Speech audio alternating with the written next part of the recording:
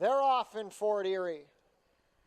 Summer Retreat broke sharply from the outside, but now emerging from the center is Sophia's Slugger. These two have the most early pace. It's Summer Retreat ahead better than Sophia's Slugger. Gasconade is right there from third. These three have opened up about 2 on Big Time Louie, and the trailer on the outside will be overbearing.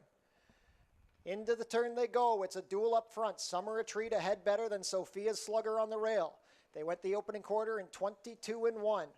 Big Time Louie is into third. He's come off of the rail in the 2 path to the outside of Gasconade, and they're about 5 lengths better than Overbearing, who continues to trail. With just over a quarter mile to go, Summer Retreat is now a length better than Sophia's Slugger. Big Time Louie is making up ground from third, and Gasconade is in position 2. Down the stretch they come.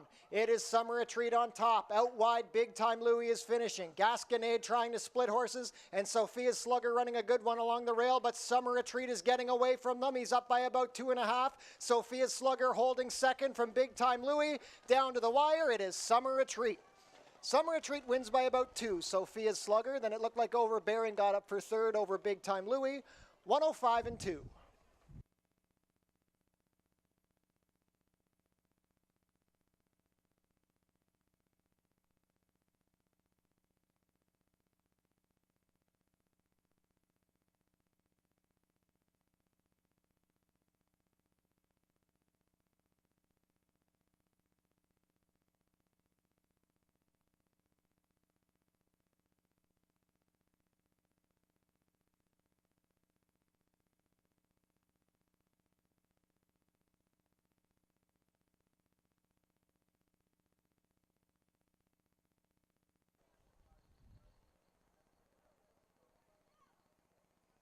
They're off.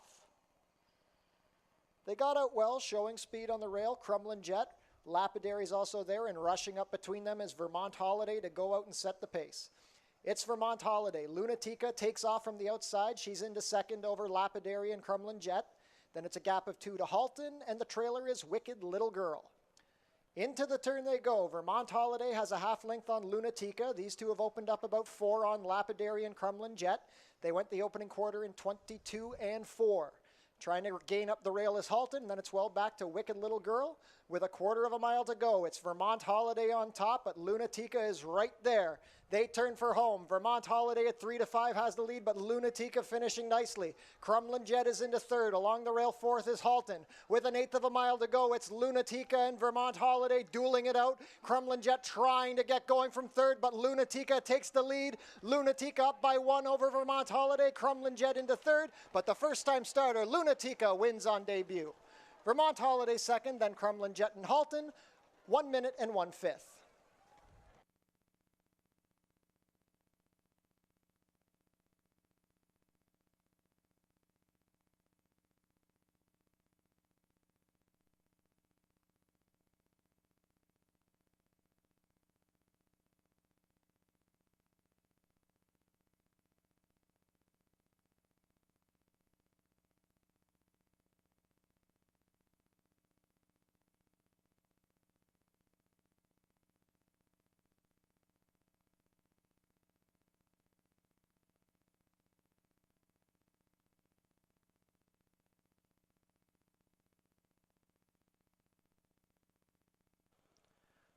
All set. They're off. Doodle Dandy was out a little slowly. Going for the early lead is Cinnamon Jawbreaker, and Conquer the Breeze is showing some speed today. These two are head and head as they cross the wire for the first time. Bocelli is third with Hey Mickey fourth to the inside. Then it's a gap of 3 to Doodle Dandy, and the trailer, as expected, will be More Harder. They race into the clubhouse turn. It is Cinnamon Jawbreaker, a length on top of Conquer the Breeze. They're about 2.5 lengths better than Hey Mickey in third on the inside, with Bocelli in the 2 path. A gap of about 6 to Doodle Dandy, and More Harder is still the trailer with 3/4 of a mile to go. The opening quarter was 24-3, and it's the favorite, Cinnamon Jawbreaker, on top. Conquer the Breeze is breathing down his neck from second. Coming off the rail is Hey Mickey, with Bocelli still fourth, those two racing as a pair. They're still well clear of Doodle Dandy, and More Harder is still last. 49-1 for the half. Cinnamon Jawbreaker still has the lead, but Conquer the Breeze is right there putting the pressure on. 2 lengths better than Hey Mickey and Bocelli, still racing as a pair, a gap of 5 to Doodle Dandy and 3 more to More Harder at the back. Conquer the Breeze has taken the lead from Cinnamon Jawbreaker, who's asked for more. It's now Bocelli who's into third as Hey Mickey begins to stall. Doodle Dandy launches a rally. She's moving nicely, and More Harder begins his move. 3/4 and 1:14 and 2. Cinnamon Jawbreaker comes right back on Conquer the Breeze. These two are in tight quarters at the top of the stretch. Conquer the Breeze is responding to the challenge from Cinnamon Jawbreaker. It's Conquer the Breeze on top. Cinnamon Jawbreaker fighting on along the rail. Bocelli is third, and Doodle Dandy and More Hardy are both finishing nicely, but it's Conquer the Breeze in the lead. Conquer the Breeze and Brandon Boulanger, they have the lead, and they're going on to a 23-1 upset. Cinnamon Jawbreaker was second over Bocelli, then Doodle Dandy, 147 and 1.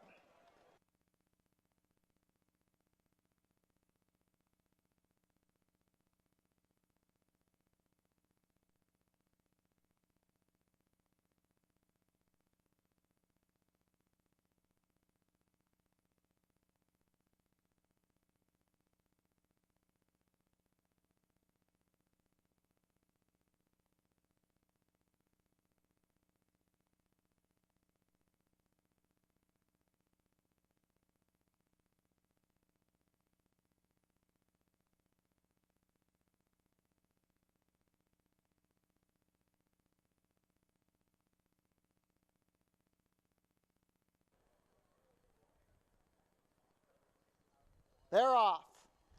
Trinity Thunder was out slowly. Wanafrack boat broke best from the outside. Along the rail, Artie My Boy is going for position. Then we go back to Cats the Music, Ready at Dawn on the outside fourth, and a gap of 3 back to Trinity Thunder. They're spaced out about 6 lengths front to back. It's a duel up front. Artie My Boy on the rail, Wanafrack on the outside. These two have opened up about 3 on Cats the Music. Ready at Dawn is right there in fourth on the outside. Then another 4 lengths back to Trinity Thunder. The quarter is 22 and 3. Wanafrack is now a half length better than Artie My Boy. These two are still clear of the rest at the quarter pole. Ready at Dawn is gaining ground from the outside as Cats the Music stalls. Trinity Thunder tries to rally up the rail. It is Wanafrack on top. Artie My Boy tries to come back on the rail. Ready at Dawn rallying down the outside, but Wanafrack is traveling nicely with less than 1/8 of a mile to go. It's Wanafrack the Gray. He's up by 2. Ready at Dawn is finishing well down the outside. Artie My Boy is third. Down to the wire, Wanafrack wrapped up. Ready at Dawn was second, then Artie My Boy and Trinity Thunder, 59 flat.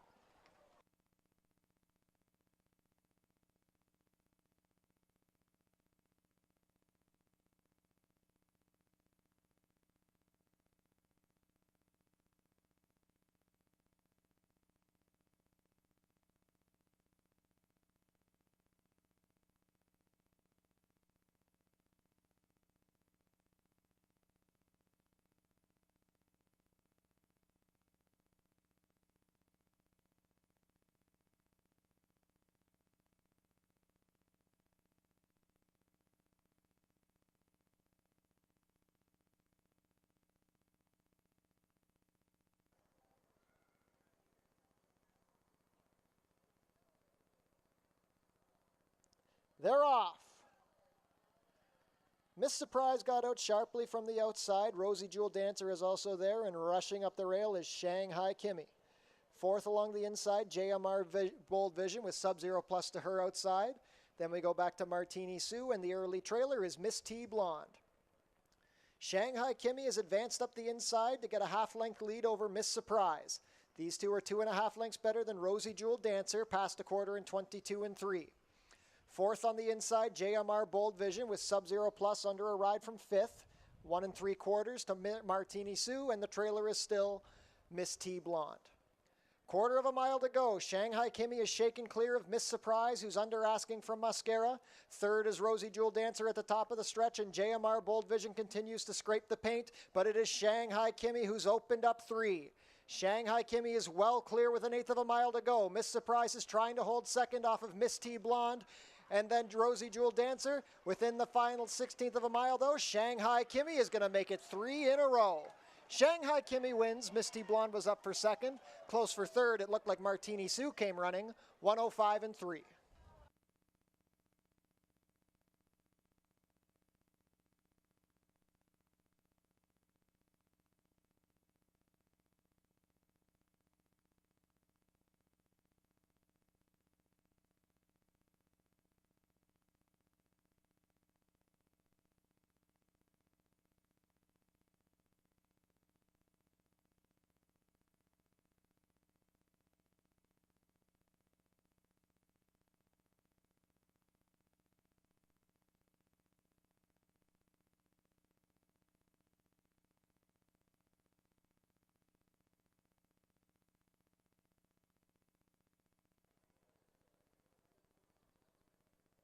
They're off.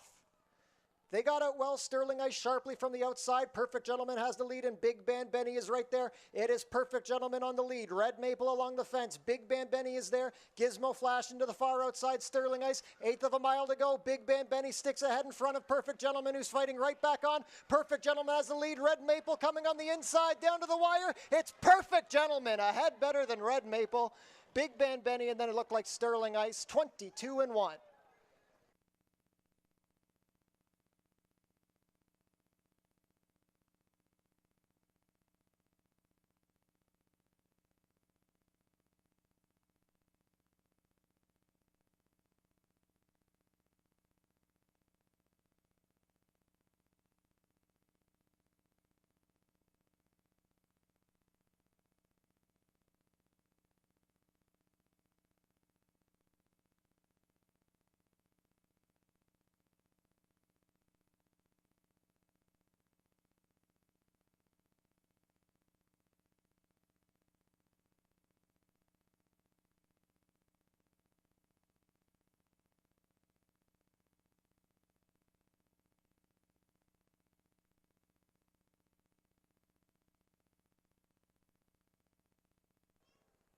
Sweet Finale steps in, and we are all set.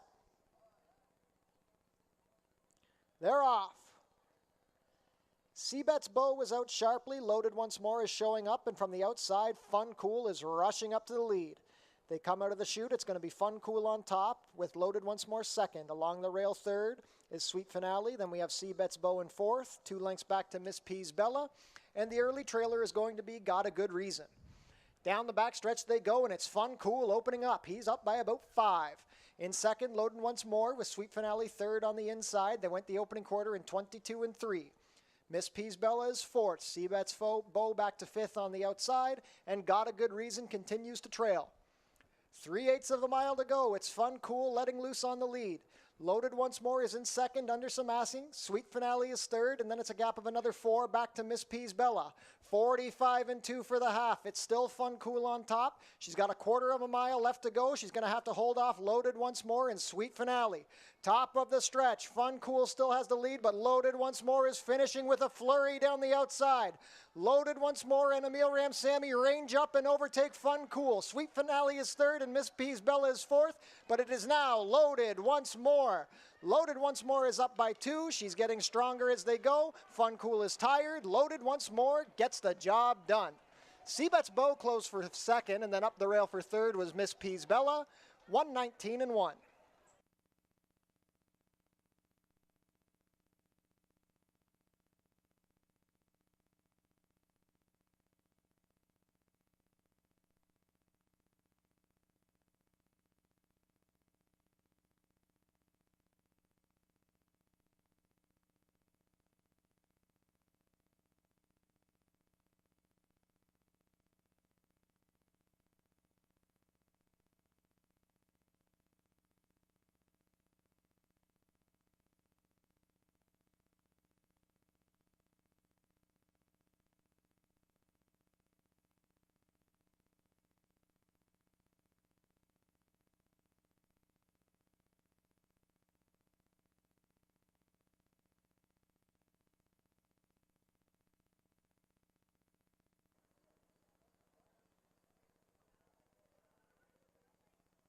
They're off.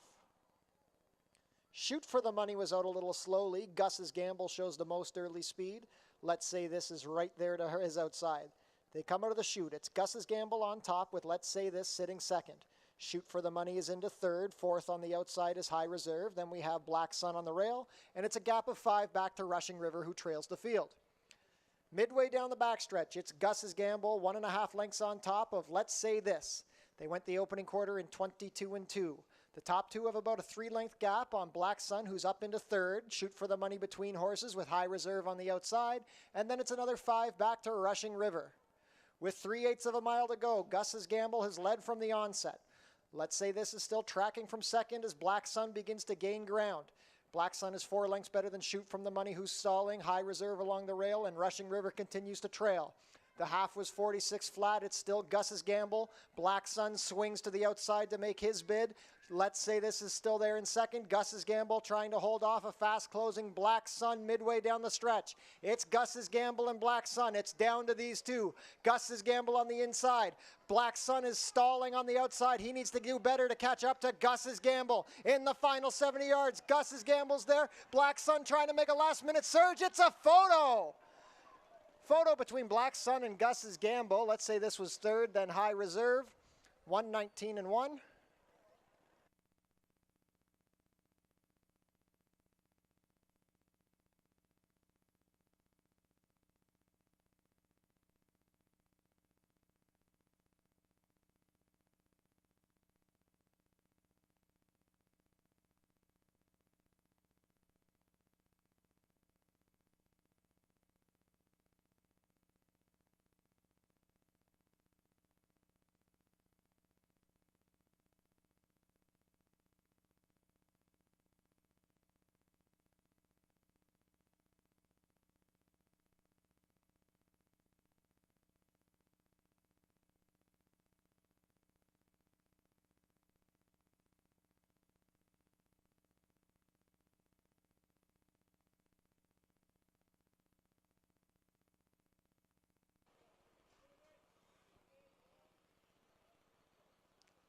The last to load will be Only Believe and Brandon Boulanger.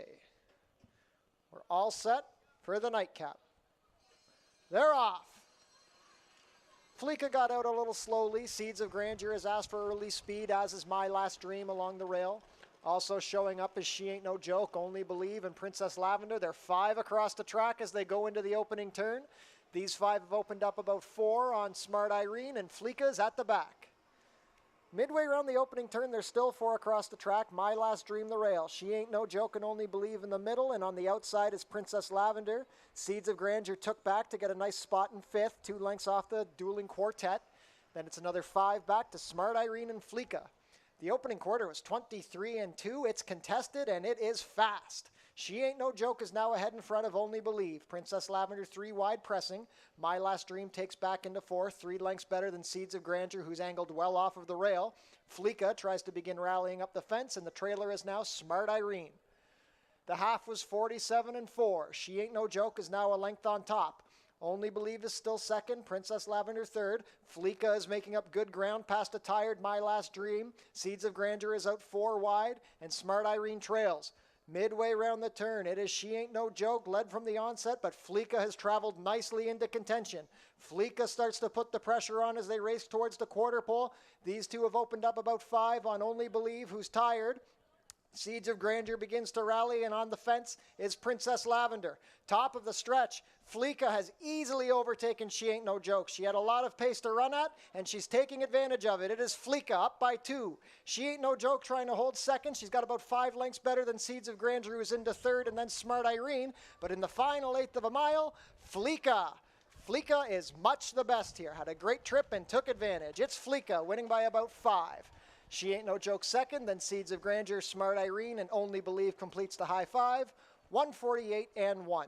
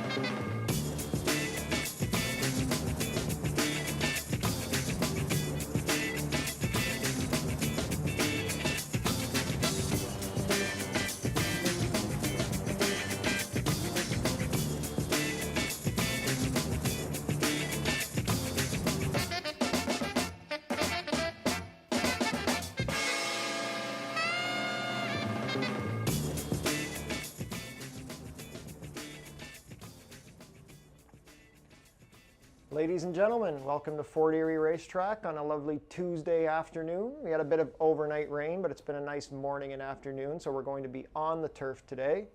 The main track is currently fast and the turf is good with the rail out at 18 feet. It's currently 18 degrees Celsius or 66 degrees Fahrenheit. We have a little bit of a wind coming from, it looks like, the north, but it's not particularly strong, and it's a little cloudy right now. Check out our website, fortierieracing.com. If you can't make it to the track, you can get live video streaming of all the races and find all of our race replays. Tune into the pre-race show to get info about the track conditions, changes on the program, handicapping selections, and info about our upcoming races and events. Racing will resume next week at Fort Erie with our standard Monday-Tuesday schedule. First post on Monday will be 1:05, and Tuesday, August 30th, will be our final 4:05 Twilight Tuesday for the season. If you're on track with us tonight, be sure to stick around after the races. We have a free concert at the Tiki Bar featuring the Strictly Hip, sponsored by Phil and Sarah Real Estate Team. And next week, after the races, on Tuesday, August 30th, we'll have Split Second performing at the Tiki Bar, their only Fort Erie performance this summer. That concert sponsored by Ray Rosatani, Remax Niagara Realty. Honeymoon Suite will be performing at Fort Erie on Saturday, September 17th, featuring Leah Marlene and the Trip. This is a special ticketed fundraiser for COPE. You can get your tickets now at customer service or online at eventbrite.ca, sponsored by Rona Fort Erie. The 87th running of the Prince of Wales Stakes is coming up on Tuesday, September 13th. The post position draw will be held on Thursday, September 8th at 12 p.m. If you can't make it out for the draw, you can watch the live stream at fortierieracing.com. And once again, a reminder that the Prince of Wales Stakes itself will be Tuesday, September 13th, second jewel of the OLG Canadian Triple Crown. First post will be 1:05. Be sure to book your table for the Turfside Dining Room, open on live racing days. Reservations are always recommended. Become a member of HPIBet.com today. Get $100 when you bet $100, plus your first bet is on us. Tune into Your TV Niagara for the Fort Erie Race Replay Show, Channel 700, Thursdays and Saturdays at 10 p.m. The early pick 4 pool is guaranteed at $7,500 today. Starts in race 2. And the late pick 5 also guaranteed at $7,500. That starts in today's 4th race.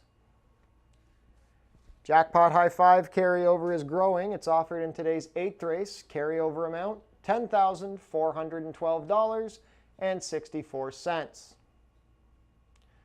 Smoking is allowed in designated areas only at Fort Erie Racetrack. No food or beverage is permitted in these areas, and no cannabis is allowed on the property. Coming up next are today's race changes. Race number 1, we have an overweight. Number 4, No Easy Road, will be 1 pound over at 119 pounds. Race 2, overweight on the number 1, Grisarian, 2 pounds over, make the weight 122 pounds. Race 3, we have a scratch.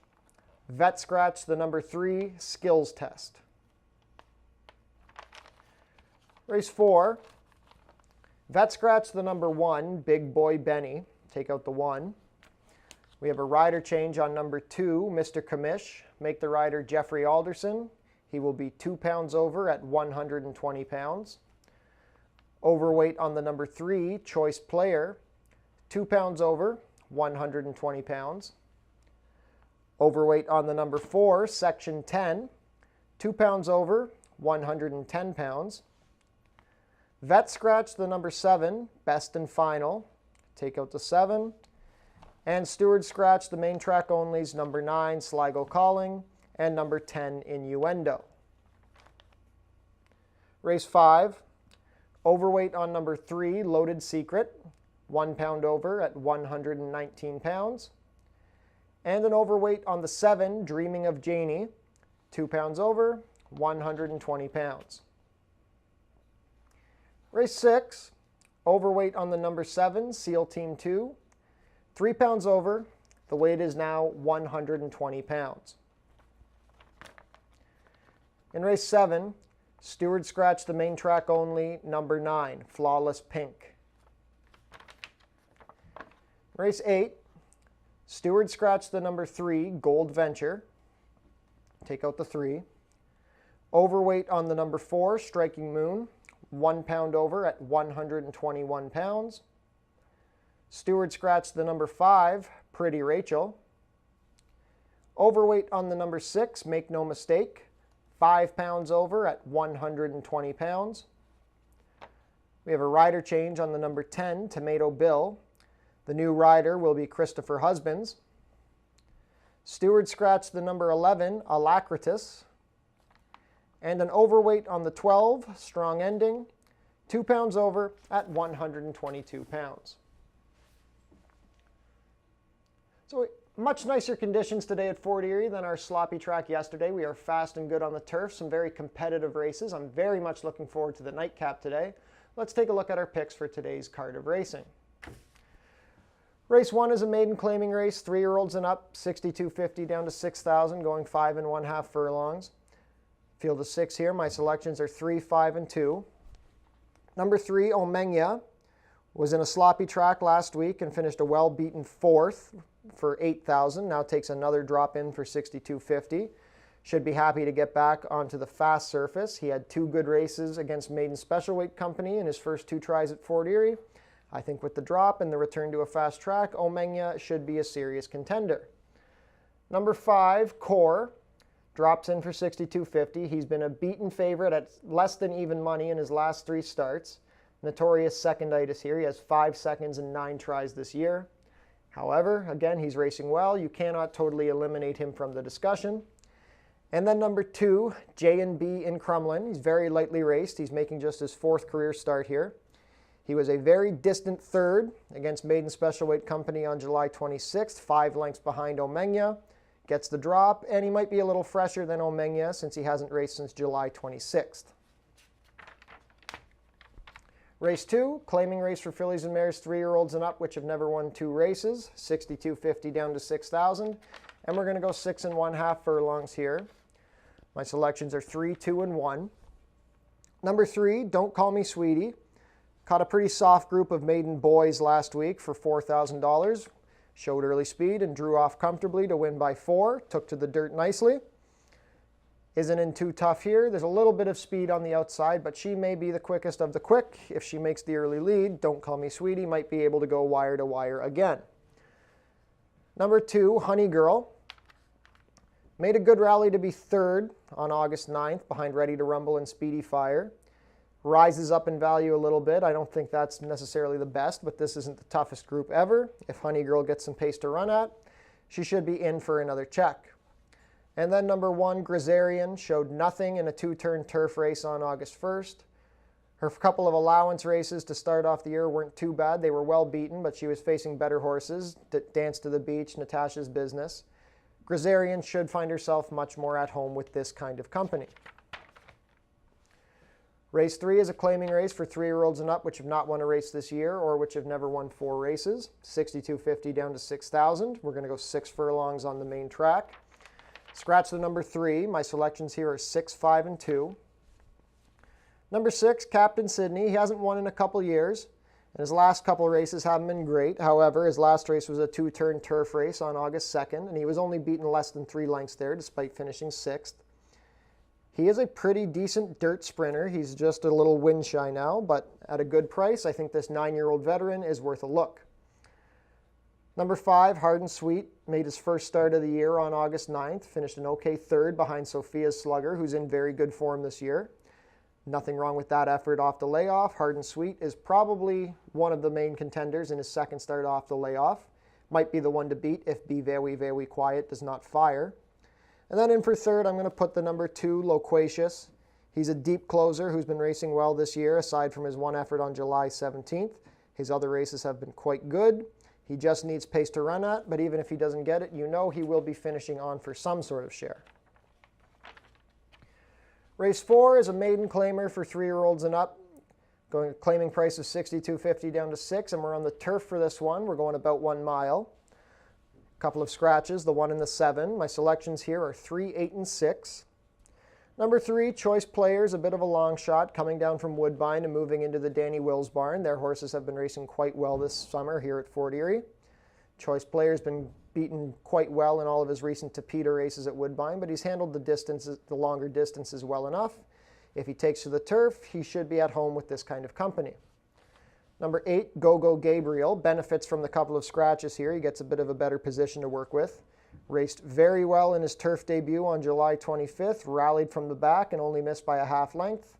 Go-Go Gabriel, maybe the one to beat. He did beat the morning line favorite in today's race. That was number 6, Beaufort. Beaufort had a bit of trouble in that July 25th race. He was a half length behind Go-Go Gabriel, finishing 3rd.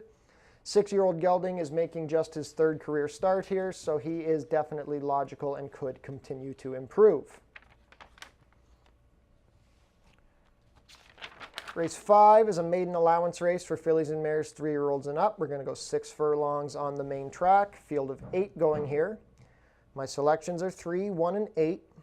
Number 3, Loaded Secret, is a Woodbine shipper coming down for trainer Jimmy Smith. Been racing on the turf at the $25,000 level. A couple of good races to start off the season at Woodbine, but her last race was pretty disappointing. She had a wide trip, however. But like a third by 3 lengths for 25 at Woodbine back on June 19th. That theoretically should be good enough to win a race at Fort Erie. Just a question of whether or not she will handle the dirt. Number 1, Right Matters, raced on the dirt on July 19th. That was an off-turf race and finished a well-beaten 2nd to High Honey. I'm not sure that was the toughest group, especially for a dirt sprint. I would love to see this one get back on the turf. But she's in here. She didn't run badly. We'll see how she fits with this group. This is a very tough group to really rank. And then number 8, Papa's Silver. Aside from the Summer Solstice Cup off the layoff and then a 2-turn turf race in June, her last few efforts have been very good between the 62.50 and the maiden special weight level. She drops back and makes a run and has been up for a check in the last few, so I expect Papa's Silver to put in a good showing again. Race 6 is a claiming race for 3-year-olds and up which haven't won a race this year or which have never won 4. We're going for a claiming price of $4,000, sprinting 5 furlongs on the main track. Field of 7. My selections here are 3, 6, and 4. Number 3, Half Lit. Ran a good 2nd behind Tomcat Black on July 19th after dueling on the lead. Then came back on August 2nd, stalked the pace, and won comfortably for 5,000 non-winners of 3. Now takes a drop in class for his first start at the non-winners of 4 level. Tomcat Black, I think, may have regressed a bit since then, so I wouldn't be surprised if Half Lit ends up best today. Number 6, Shaku Maku. He was scratched on August 2nd and now reappears. His last race was on July 19th, and it was disappointing. He made the lead and stopped as the favorite. But his race on June 13th was very good. He made the lead and just got run down at the wire by Fed Fever, who came back to win again. Shaku Maku, if he can somehow make a comfortable lead, might be able to go all the way. And then Tomcat Black, as we mentioned before, he had a good pace to run at when beating Half Lit on July 19th, but was very disappointing on August 9th. He was even money that day, took it back to last, and just did not fire at all. Could rebound with a better effort today, though. Race 7 is a claiming race for fillies and mares 3-year-olds and up, which have never won 2 races. Claiming price of $4,000. And we're going to go about 7 furlongs on the turf course here. Field of 8 set to go. My selections are 5, 7, and 4. Number 5, Pacenza, is another Woodbine invader coming down today for the John Charlambus barn. Was claimed for $15,000 back in May. Took a while to get back to the races, and they dropped her in for $75,000. She ran a good second behind Freret, who's been in good form at the lower levels. Then went a mile on the turf at Woodbine for $15,000 and was just not competitive. Had a tough post and a wide trip, so we can kind of forgive that. Big drop in for $4,000. Pacenza looks pretty tough in here. Number 7, Quiet Ascot, has been in good form this year. Her only poor effort was a 5 furlong dirt race on opening day, but on the turf, she shows up. She was beaten in nose back in June. Before that, she broke her maiden comfortably over Marvel, who's going to show up here. Her last race, 4th by 2 lengths. Even though she was the favorite that day, I thought that was a pretty competitive group. I don't hold that against her. Quiet Ascot is a nice Fort Erie turf horse. And then a bit of a long shot, number 4, If 6 Was 9.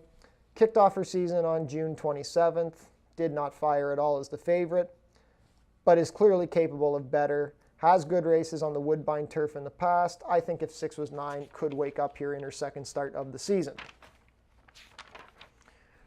And the nightcap today, race 8, starter optional claiming race for 3-year-olds and up, which have started for a claiming price of $10,000 or less in the last 2 years, or a claiming price of $12,500. We're going to go 6 1/2 furlongs on the main track here. We have 3 scratches, but the remaining 9 are a very nice group of horses. I'm excited for this race.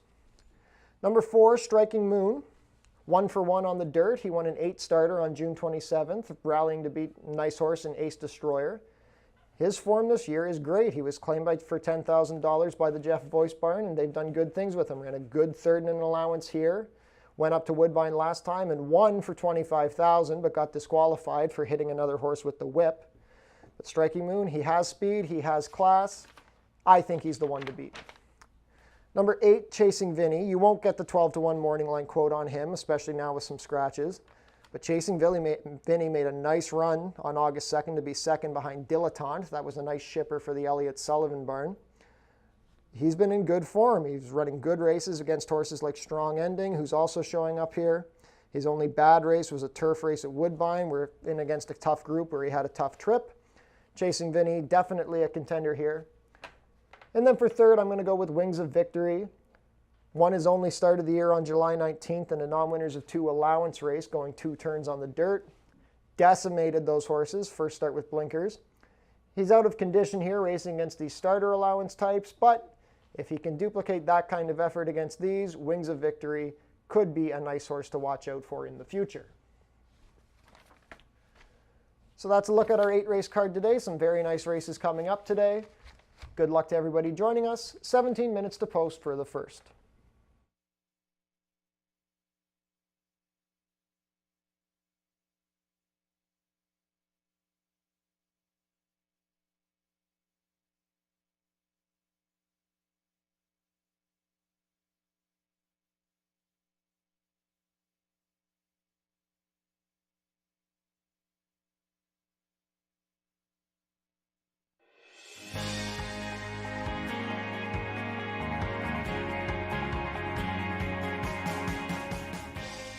It's easy to make a bet on HPIBet.com. Follow these simple steps and you'll be betting in no time. First, go to the HPIBet.com website. Sign in to your HPIBet account. Find the track and race you want to bet on. Click on the Place Bet button. Click on the bet type you want to wager with. Click on the amount you want to wager. Click on the horse you want to wager on. Click on the green Place Bet button. Review your bet confirmation information. It's all done. Remember, all this can be done on most mobile devices. Now cheer on your pick to victory.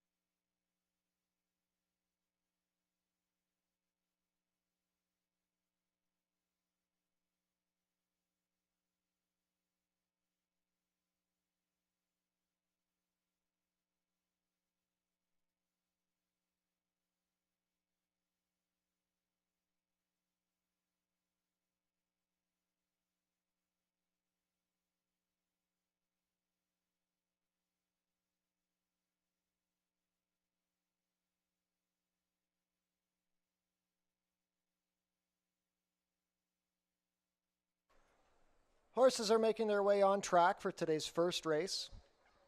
Race 1 is a maiden claiming race for 3-year-olds and up, going for a claiming price of $6,250 down to 6, traveling 5 1/2 furlongs on the main track. Race 1 offers win, play, show, exactor, 20-cent try, double, 20-cent super, 20-cent pick 3, and 20-cent early pick 5 wagering.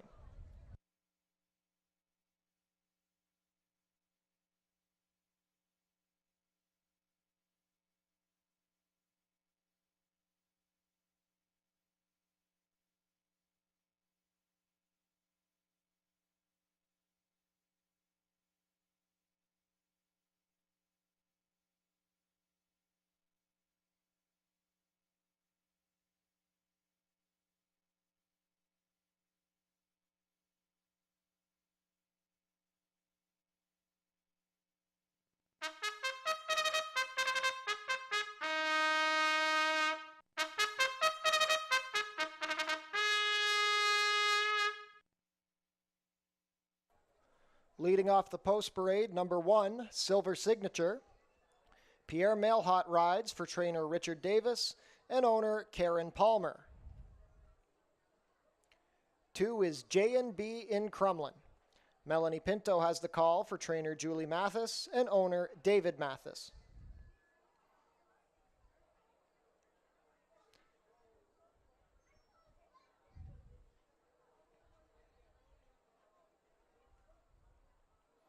We'll come back to the 3. Number 4 is No Easy Road.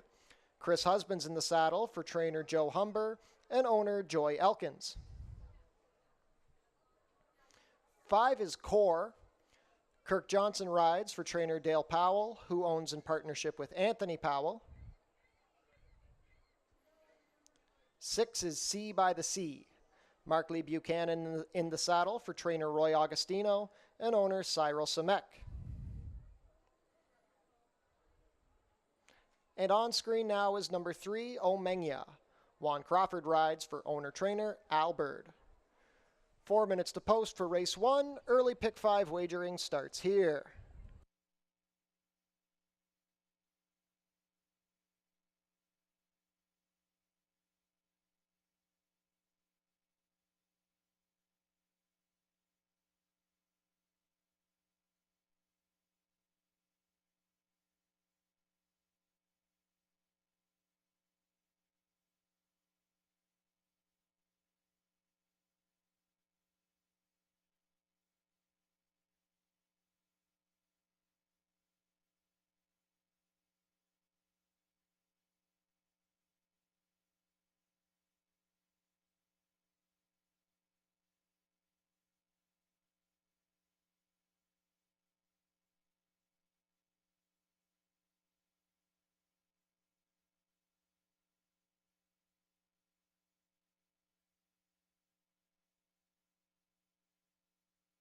Three minutes to post.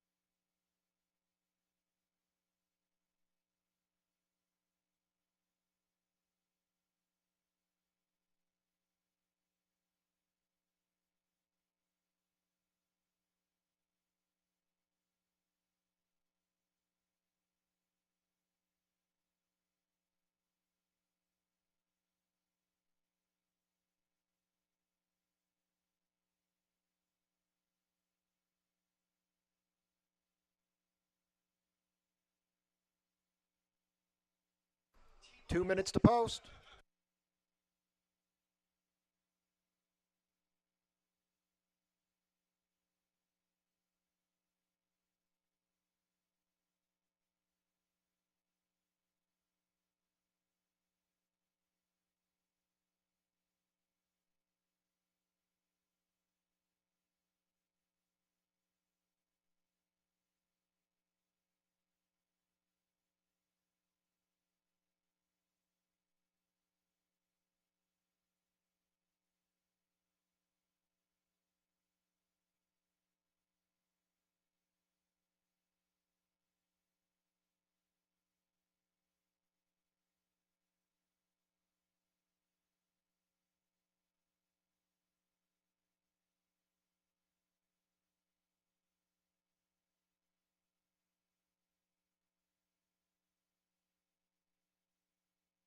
Starting gate in position at the 5 1/2 furlong mark. We have 1 minute to post.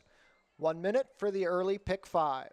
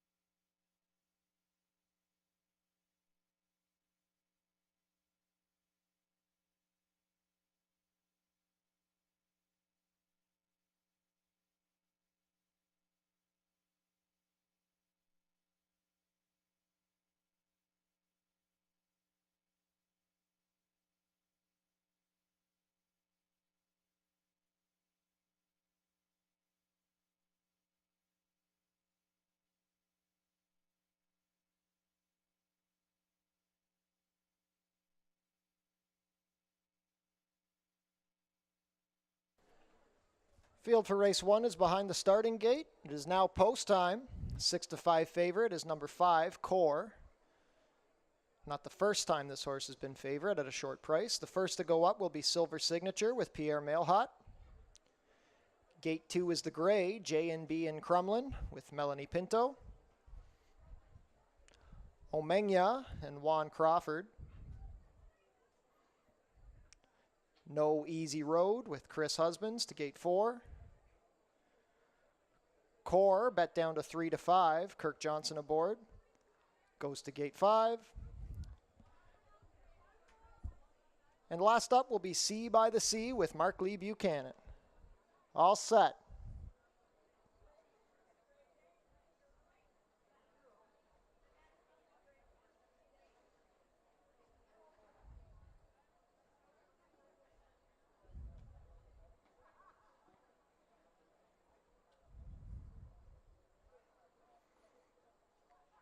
They're off in Fort Erie. Omegna got out a little slow. Going for the early lead is No Easy Road, and now rushing up is J&B and Crumlin. It's going to be J&B and Crumlin going out to set the pace. Silver Signature is up into second along the rail. No Easy Road is third. To his outside is Core. Then out deeper is Sea by the Sea, and the early trailer is Omegna. Midway down the backstretch into the turn they go. It's J&B and Crumlin with a 2.5 length cushion. He went the opening quarter in a very moderate 23 seconds flat. Silver Signature is pushed along into second. No Easy Road still third.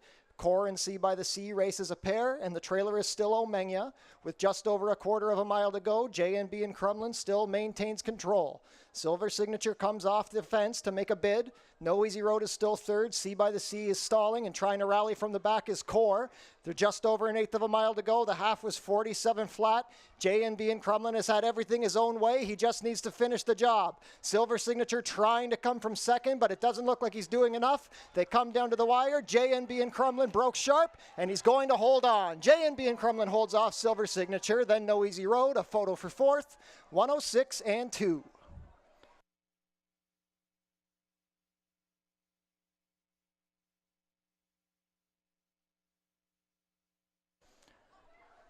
Unofficial in race 1, the winner is number 2, J&B and Crumlin. Second is number 1, Silver Signature. Third, number 4, No Easy Road. And a photo for fourth. Hold all tickets until the photo has been posted.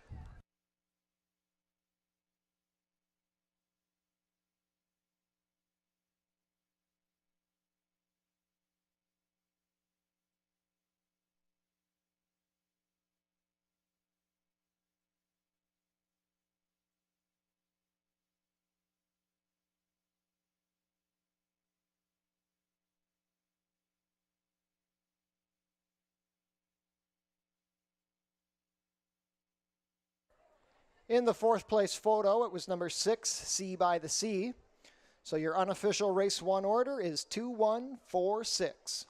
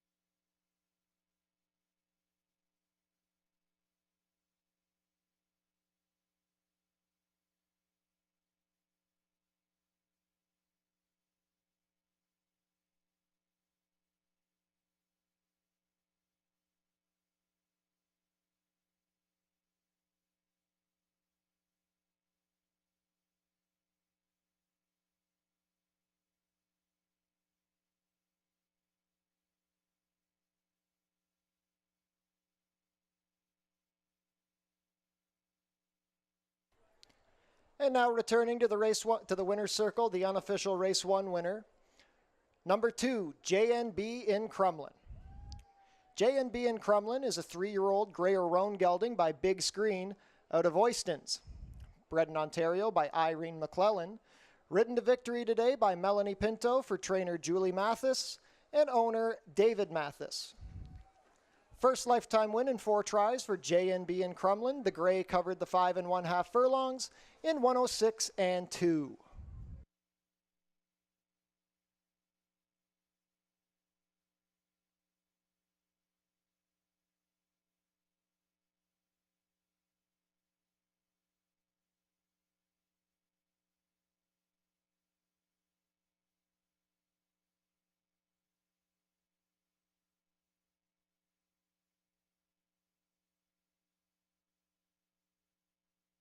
Race 1 is now official. Prices are up. The winner, number 2, JNB in Crumlin, $11.50, $4.30, and $5.60. Number 1, Silver Signature, $4.40 and $3.60. And number 4, No Easy Road, $6.20. $2 Exacta, 2-1, $64.70. $1 Try, 214, returns $177.20. And the $1 Super, 2146, $653.70.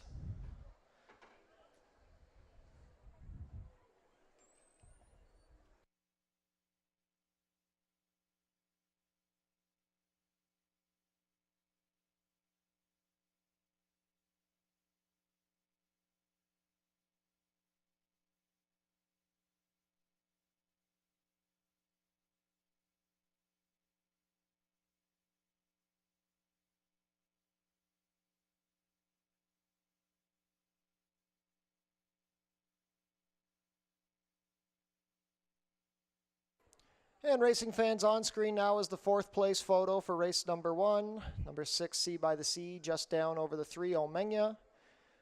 Race 1, 4th place photo is on screen now.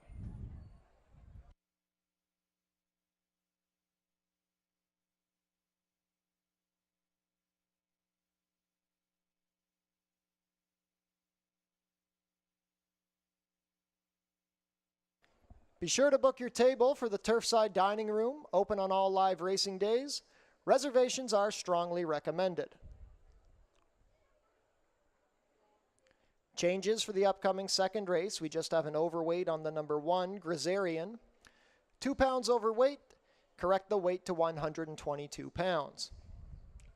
$7,500 guaranteed pick 4 kicks off in race 2. We have 20 minutes to post.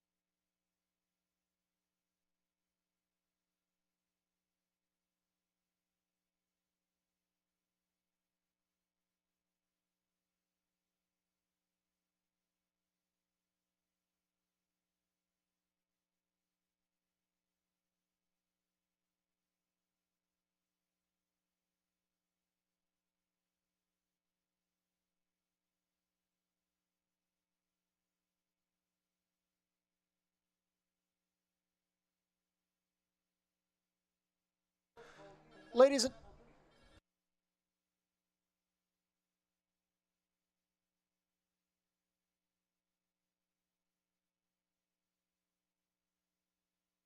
Ladies and gentlemen, we have a late scratch being announced for the first time in this upcoming second race. In race 2, late vet scratch of the number 1 Grisarian. Take out number 1 Grisarian. Any wagers on Grisarian will be refunded. If you have Grisarian in any live multi-race wagers, you will inherit the post-time favorite. Once again, here in race 2, late vet scratch of the number 1 Grisarian.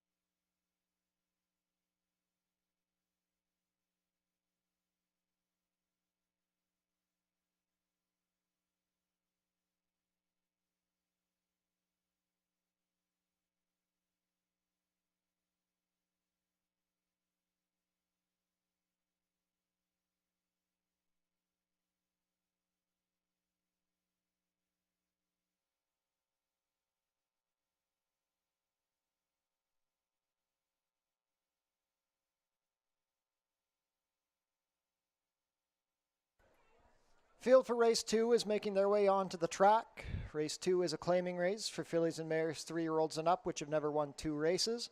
We're going for a claiming price of $6,250 down to 6, traveling 6 1/2 furlongs on the main track. Race 2 offers win, play, show, exactor, 20-cent try, double, 20-cent super, 20-cent pick 3, and 20-cent early pick 4 wagering with the pool guaranteed at $7,500. Once again, take note that the number 1 Griserian is a late scratch from the second race.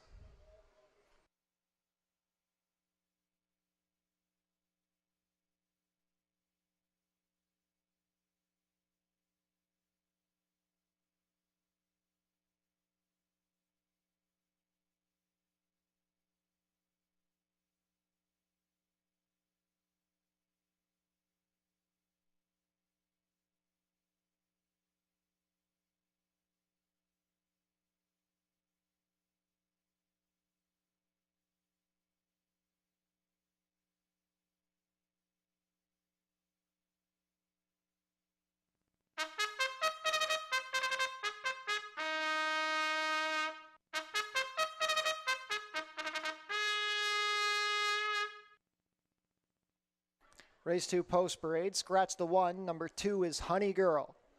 Melanie Pinto rides for trainer Desmond Maynard and owner Chris Steve. 3 is Don't Call Me Sweetie. Juan Crawford has the call for trainer George Newland and owner Cool Runnings Racing Stable. 4 is Aeronautica. Kirk Johnson rides for trainer Mike Blake and owner Ascot Stud. 5 is Linda Loves Lace. Wilbert Gobet in the saddle for owner-trainer Dale Powell. And number 6 is Crumlin Bird. Mark Lee Buchanan rides for trainer Roy Augustino and owners Even Steven Stables Limited and the estate of Daniel Bush. 3 minutes to post for race 2. Early pick 4 starts here.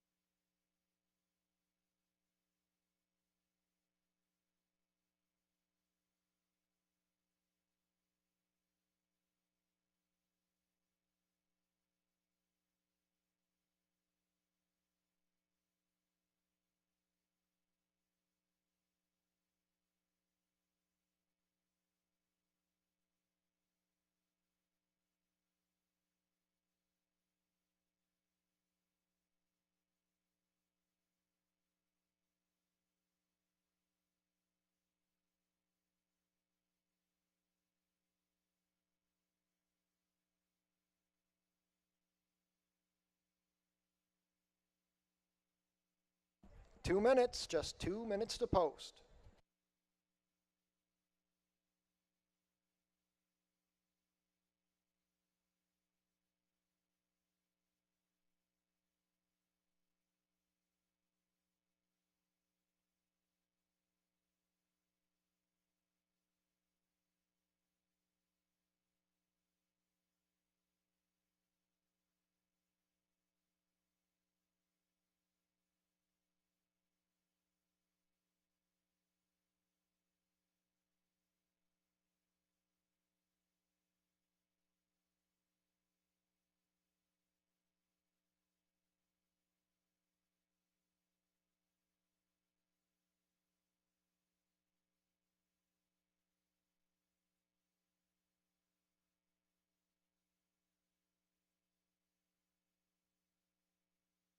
One minute to post for race number 2.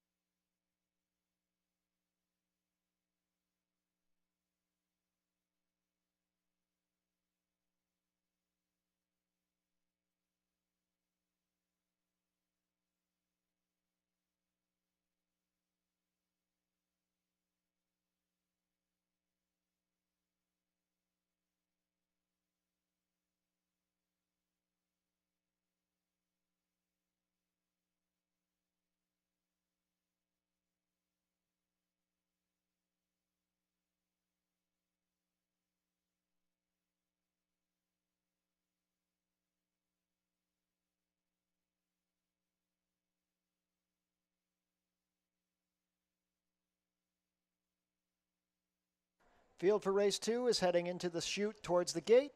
Last call to get any race 2 wagers in.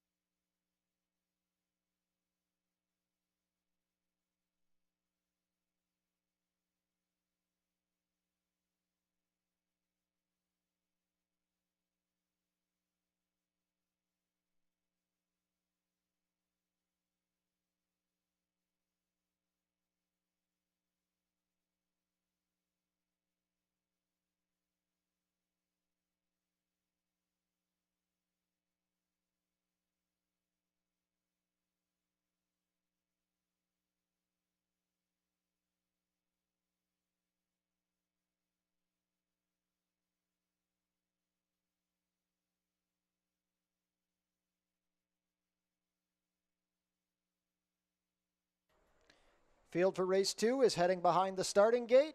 It is post time. Even money favorite at the moment is number 2, Honey Girl. Honey Girl and Melanie Pinto will be the first to go up. Don't Call Me Sweetie and Juan Crawford up next.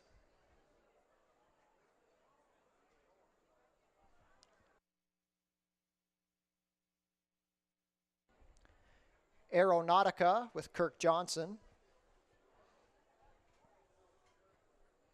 Linda Loves Lace with Wilbert Gobet. And the last to go up will be Crumlin Bird and Mark Lee Buchanan. Crumlin Bird walks in and we are all set. They're off.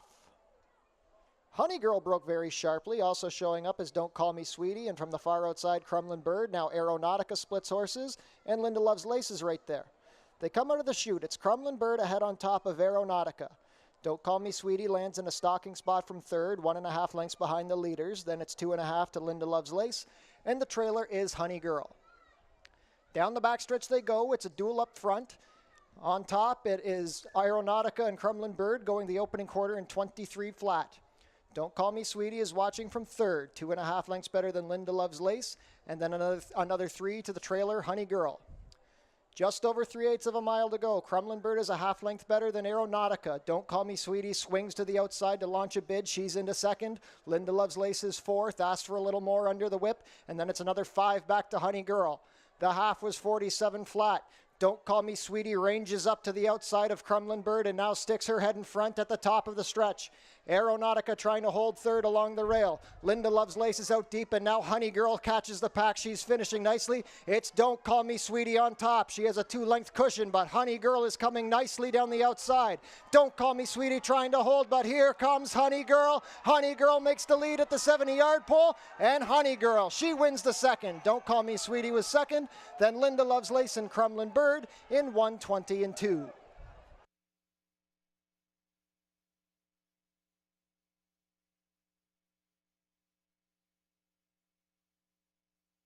Unofficial in race 2, the winner is number 2, Honey Girl. Second, number 3, Don't Call Me Sweetie. Third is number 5, Linda Loves Lace. And fourth, number 6, Crumlin Bird. Unofficial race 2 order is 2, 3, 5, 6.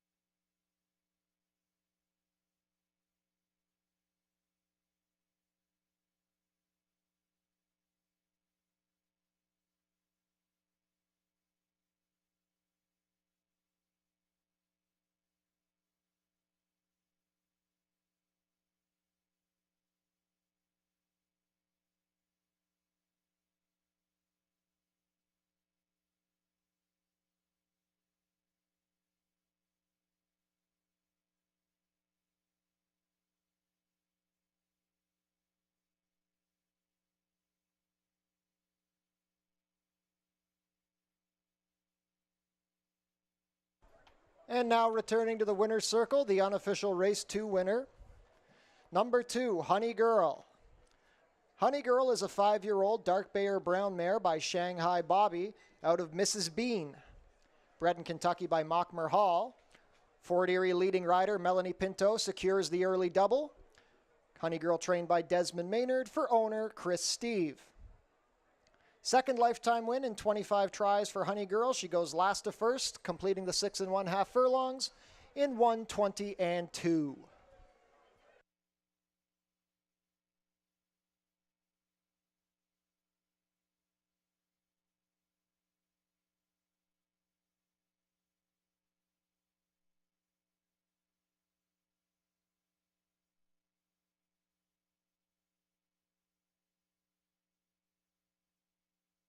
Race 2 is now official.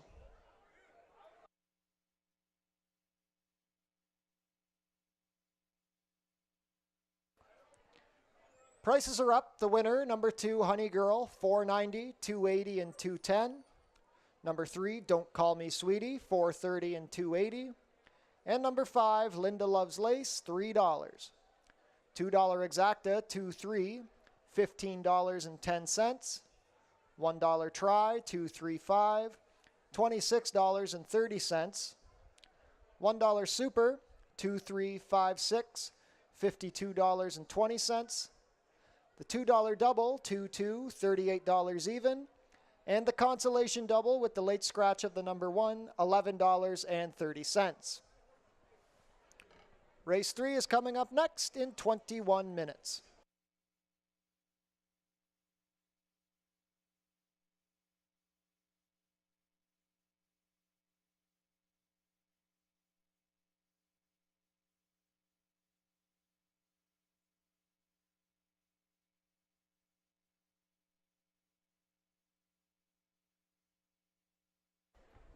If you're on track with us today, be sure to stick around after the races. We have a free concert at the Tiki Bar featuring the Strictly Hip. Free concert sponsored by Phil and Sarah Real Estate Team.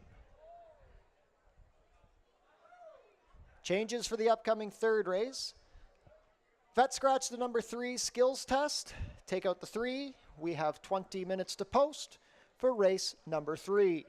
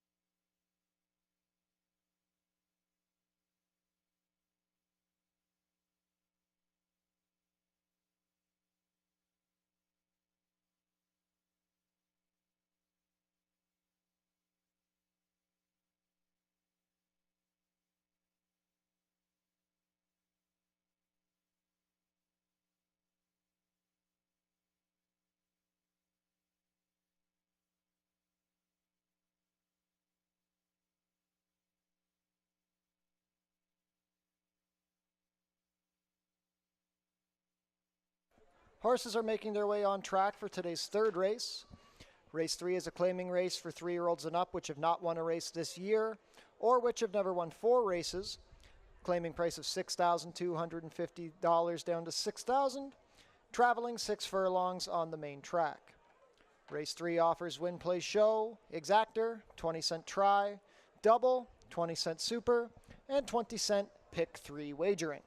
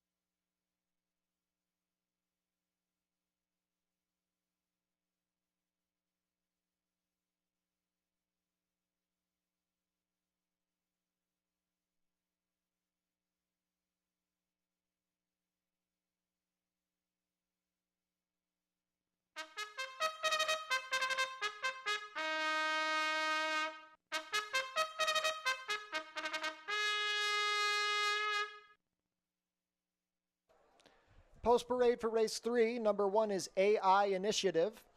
Omar Marino rides for trainer Sharon Chicado and owner Jim Vitier. 2 is Loquacious. Pierre Mailhot rides for trainer Richard Davis and owner Catherine Morissette. Scratch the 3, number 4 is Be Very, Very Quiet.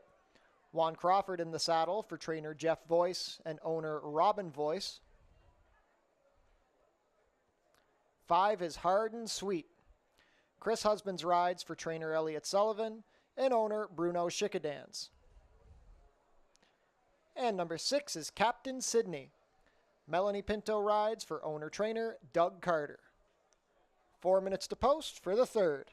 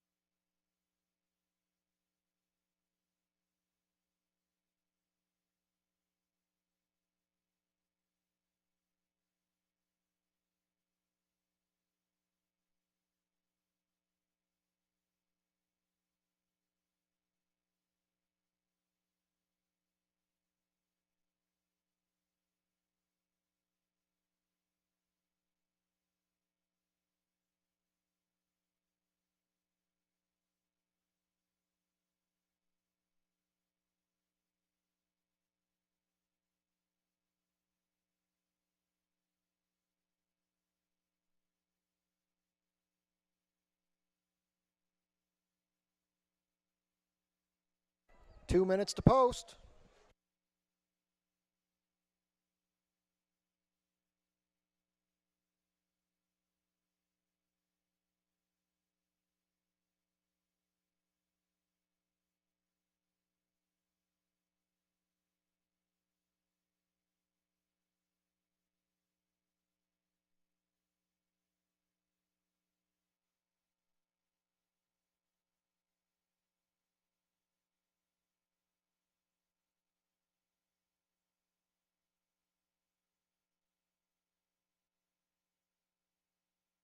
1 minute, just 1 minute to post.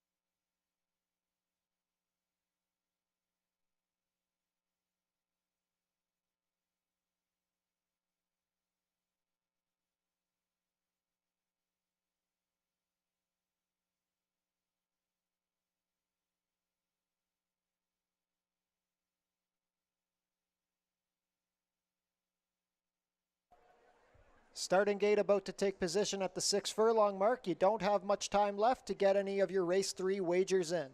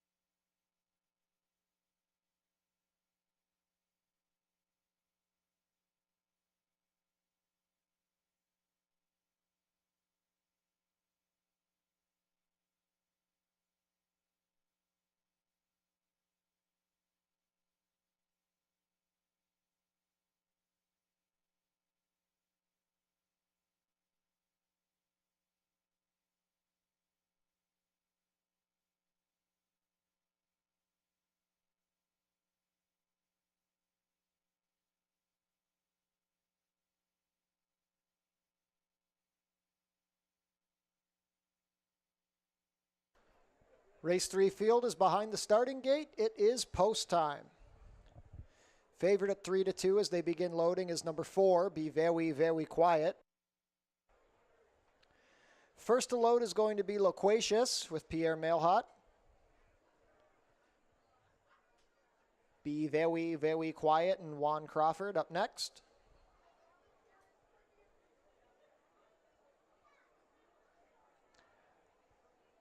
Hard and Sweet with Chris Husbands.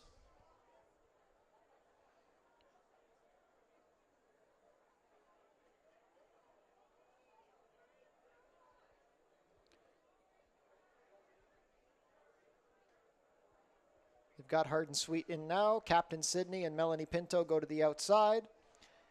And the last to load will be AI Initiative with Omar Marino. All set. They're off. Be Very, Very Quiet got out well from the middle. Captain Sydney is also showing up, and between them, Hard and Sweet. Hard and Sweet going out to put the pressure on Be Very, Very Quiet. Fourth along the inside is AI Initiative, and the early trailer will be Loquacious. The field is spread out by about 5 lengths. It's Be Very, Very Quiet on top of neck over Hard and Sweet. These two have opened up about 3 on Captain Sydney, who's well off the fence racing in third. The opening quarter was 22-4. Fourth along the inside is AI Initiative, and Loquacious continues to trail. Into the turn they go. Be Very, Very Quiet is on top. He's 3/4 of a length better than Hard and Sweet, with the stick being waved at him as he begins to get out on the turn. This is leaving room up the inside for Captain Sydney. Be Very, Very Quiet really getting out, interfering with Hard and Sweet, who almost clipped heels there. 1/4 of a mile to go, and now because of this trouble, Captain Sydney has inherited the lead.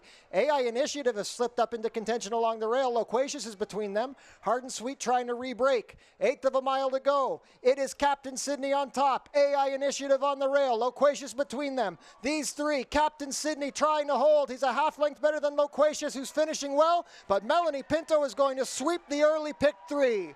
Captain Sydney over Loquacious, then AI Initiative and Hard and Sweet. 113 flat.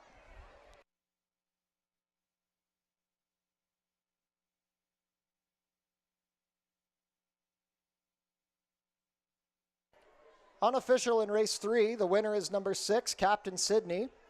Second is number 2, Loquacious. Third, number 1, AI Initiative.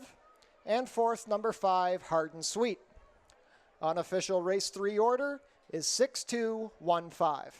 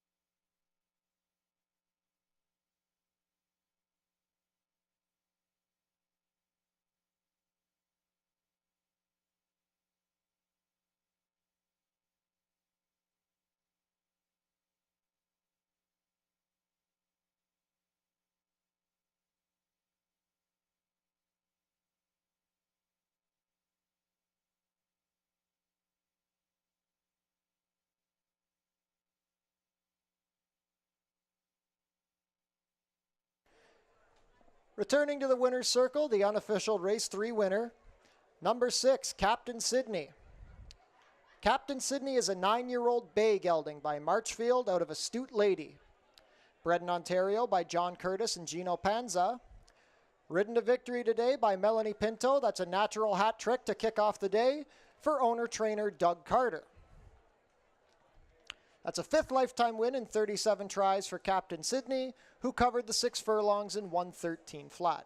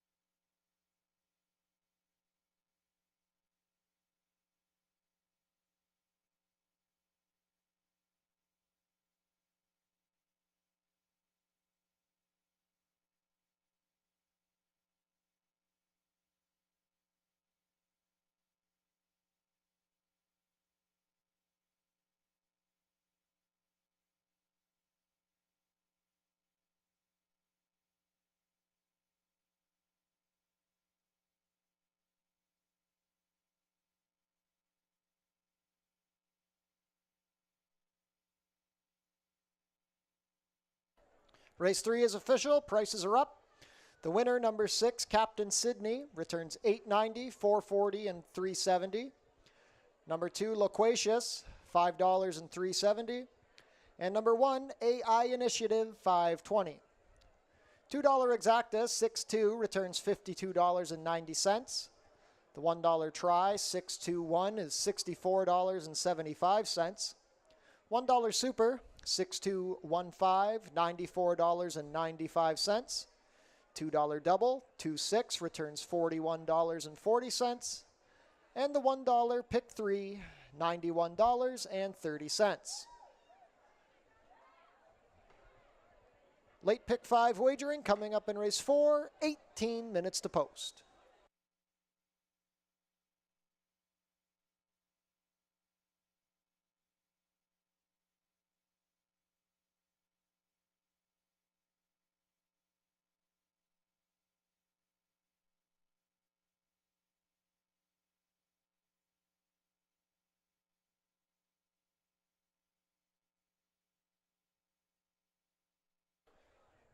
Be sure to come out to the races next Tuesday, August 30th. After the races, we'll have a free concert featuring Split Second, their only Fort Erie performance this summer.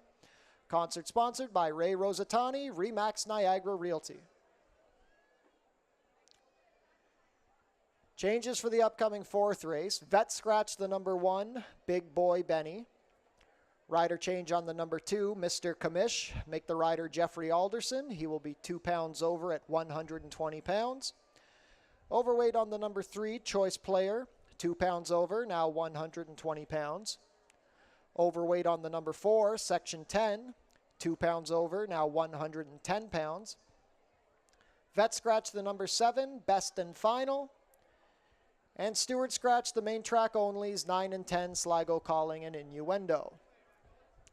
17 minutes to post for race number 4.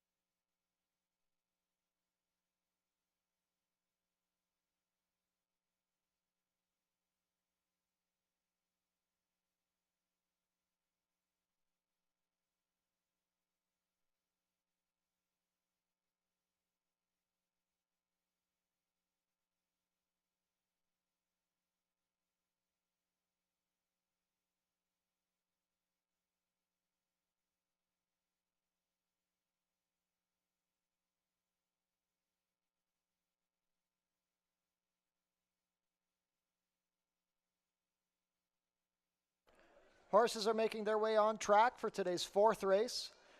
Race 4 is a maiden claiming race for 3-year-olds and up, going for a claiming price of $62.50 down to $6,000.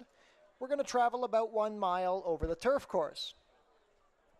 Race 4 offers win, play, show, exactor, 20-cent try, double, 20-cent super, 20-cent pick 3, and 20-cent late pick 5 wagering with a pool guaranteed at $7,500.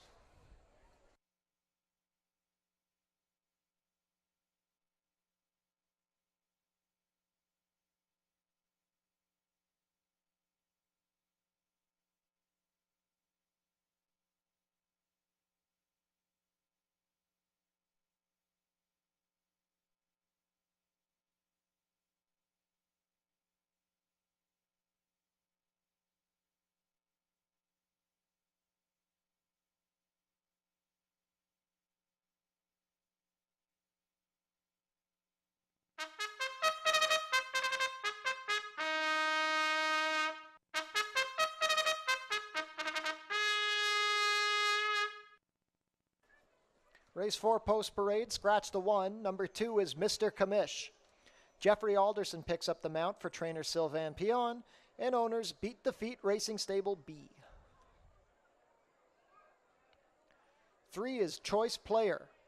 Mark Lee Buchanan rides for trainer Danny Wills, and owners P. Lanning, P. O'Brien, and J. Carey. 4 is Section 10.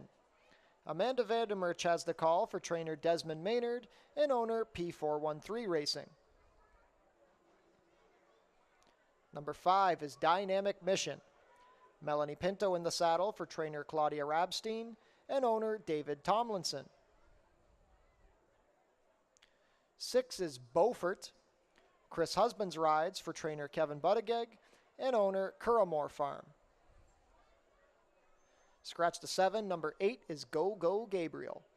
Olaf Hernandez pilots for trainer Gary Shadobiak and owner Robin Osborne. Scratch the also eligibles. We have 3 minutes to post for race number 4.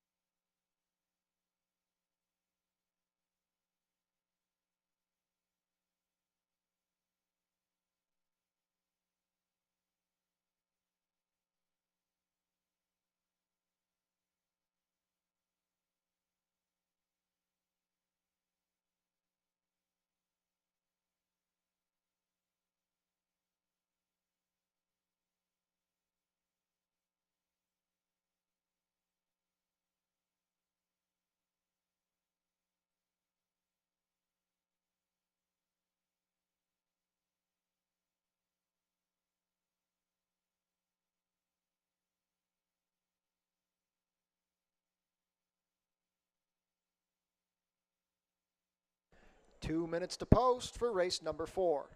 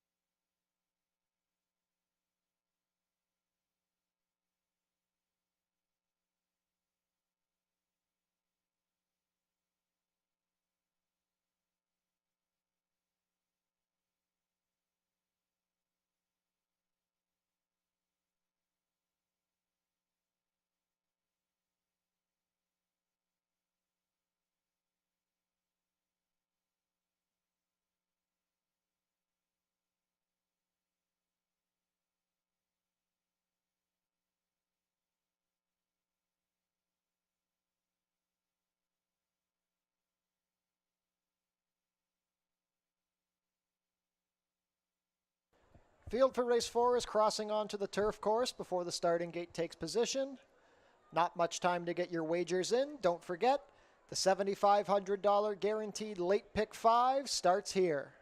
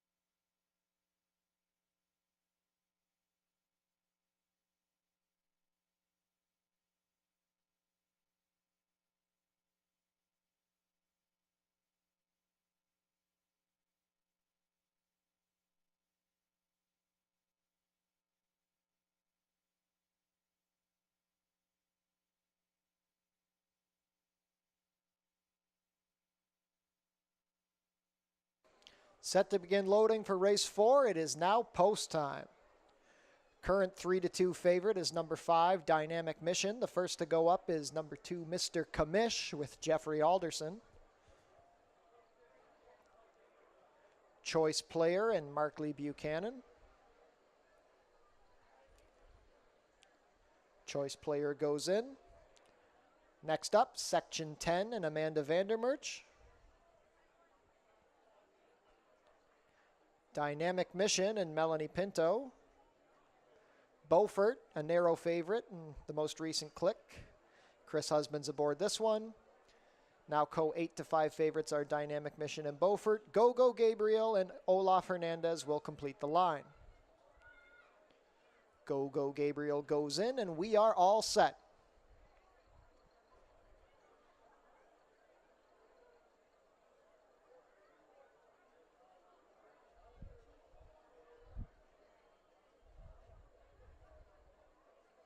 They're off. Section 10 got out well from the middle. From the far outside, Go Gabriel's looking to find racing room.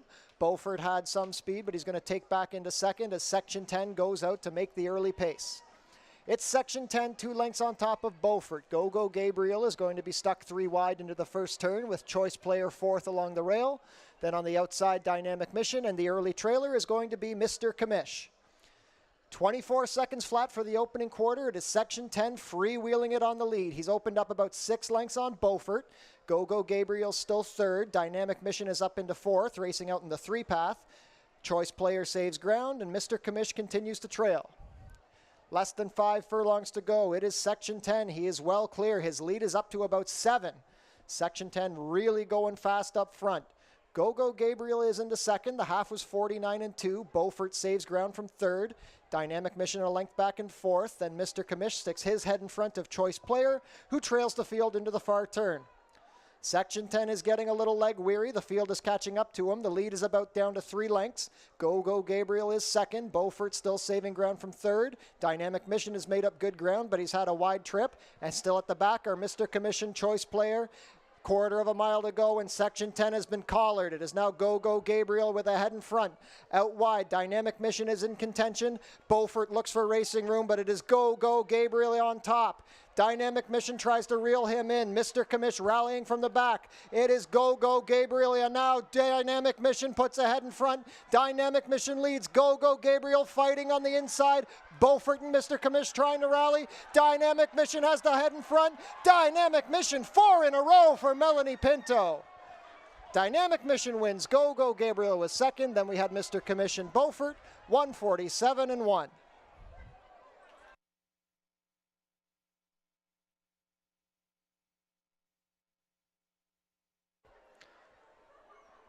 Unofficial in race 4, the winner is number 5, Dynamic Mission.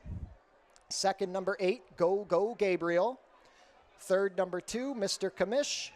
And fourth is number 6, Beaufort. So your unofficial race 4 order is 5, 8, 2, 6.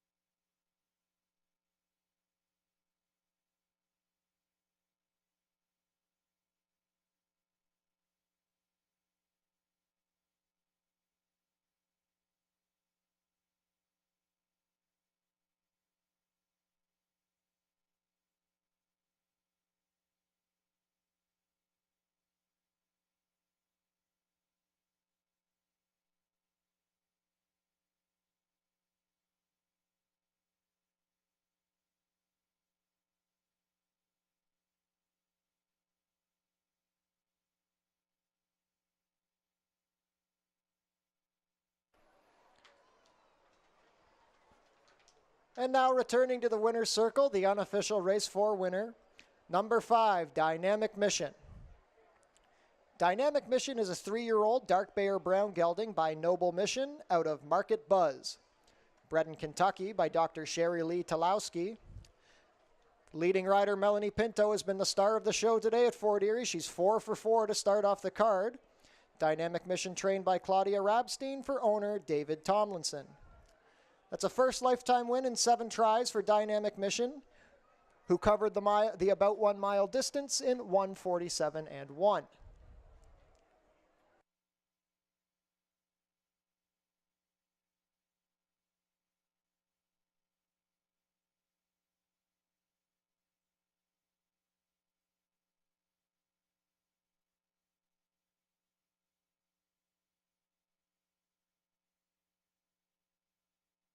Race 4 is official. Prices are up. The winner, number 5, Dynamic Mission, 360, 270, and 220. Number 8, Go Go Gabriel, 480 and 360. And number 2, Mr. Commish, 340. $2 exacta, 5.8, $29.60. $1 try, 5.82, $71.65. $1 super, 5.826. $137.05. The $2 double, 6.5, $45.50. And the $1 pick 3, $31.20. Late pick 4 wagering coming up in today's 5th race. We have 18 minutes to post.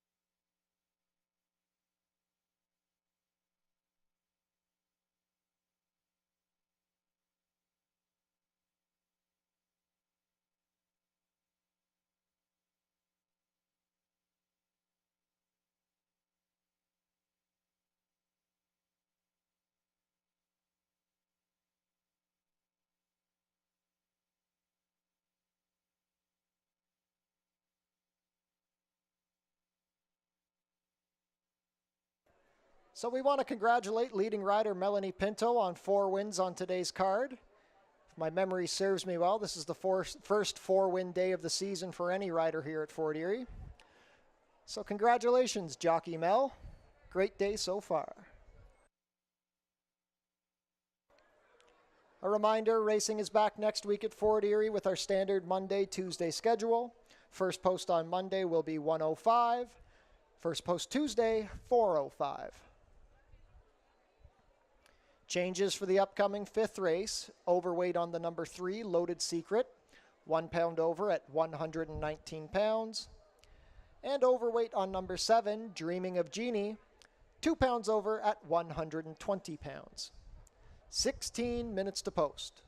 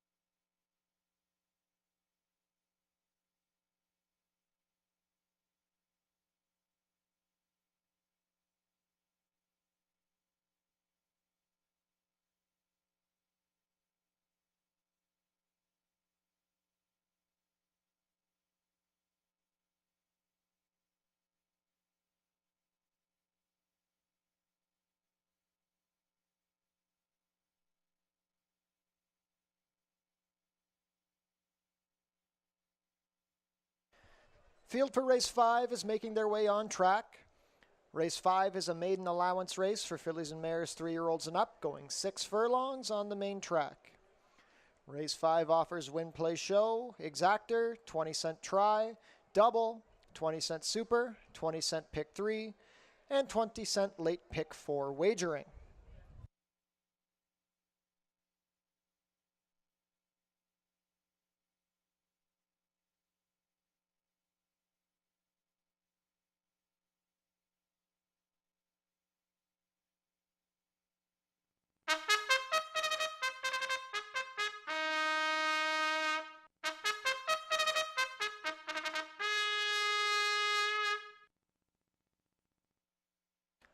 Post parade for race 5, number 1 is Right Matters.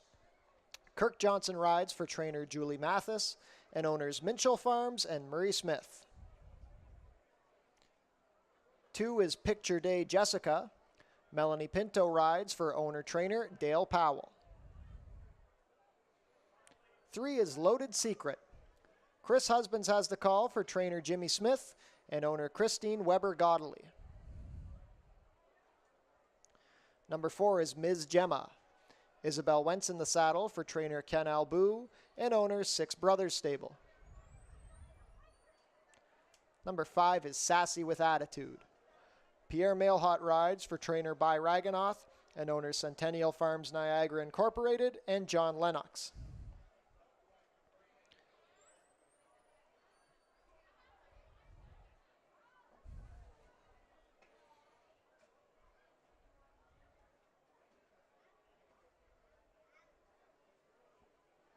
We'll come back to the 6. Number 7 is Dreaming of Jeannie.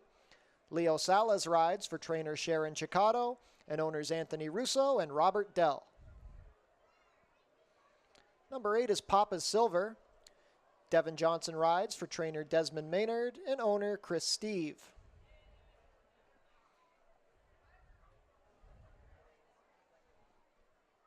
And on screen now is number 6, Oh Lordy.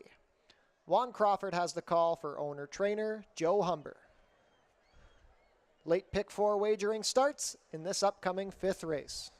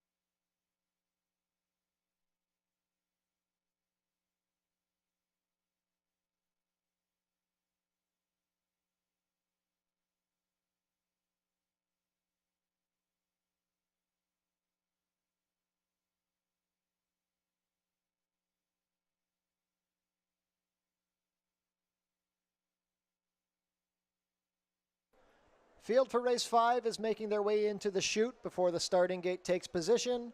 Not too much time left to get your race 5 wagers in.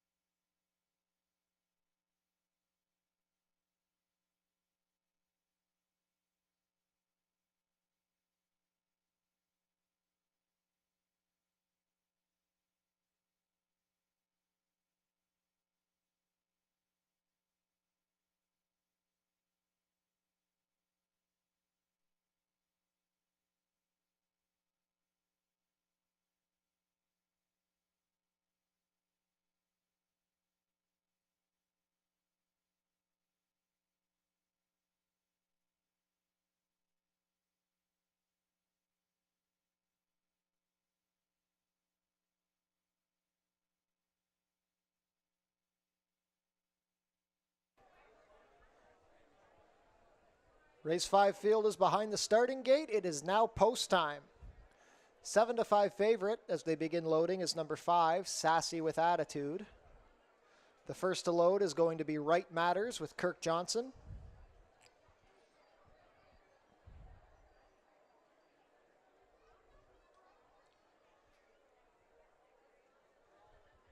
Picture Day Jessica and Melanie Pinto to gate 2. Loaded Secret in from Woodbine. Chris Husbands aboard.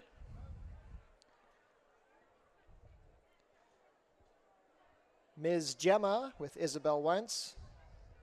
One of 2 grays in the field. The other gray, Sassy with Attitude and Pierre Mailhot, go up next.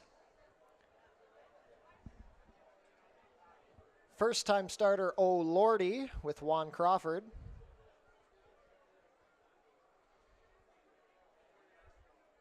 Dreaming of Jeannie with Leo Salas. Last to go up will be Papa's Silver with Devin Johnson. Papa's Silver goes in and we are all set.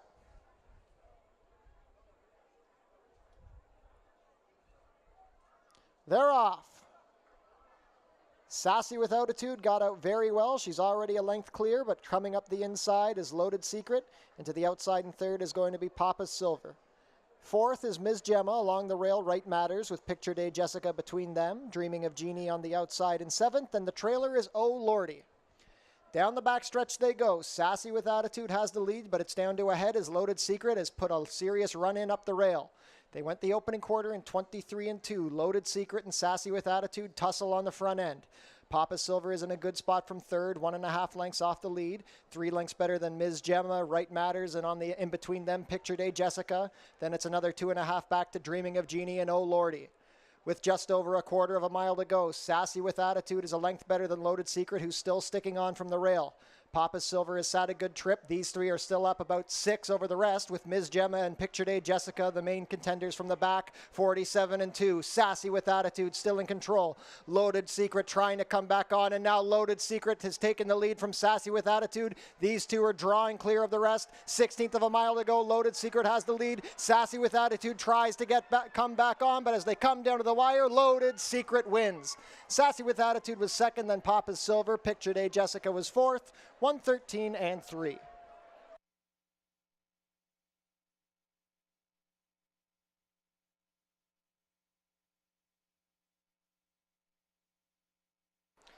Unofficial in race 5, the winner is number 3, Loaded Secret. Second was number 5, Sassy with Attitude. Third was number 8, Papa's Silver. And fourth, number 2, Picture Day Jessica. Unofficial race 5 order is 3-5-8-2.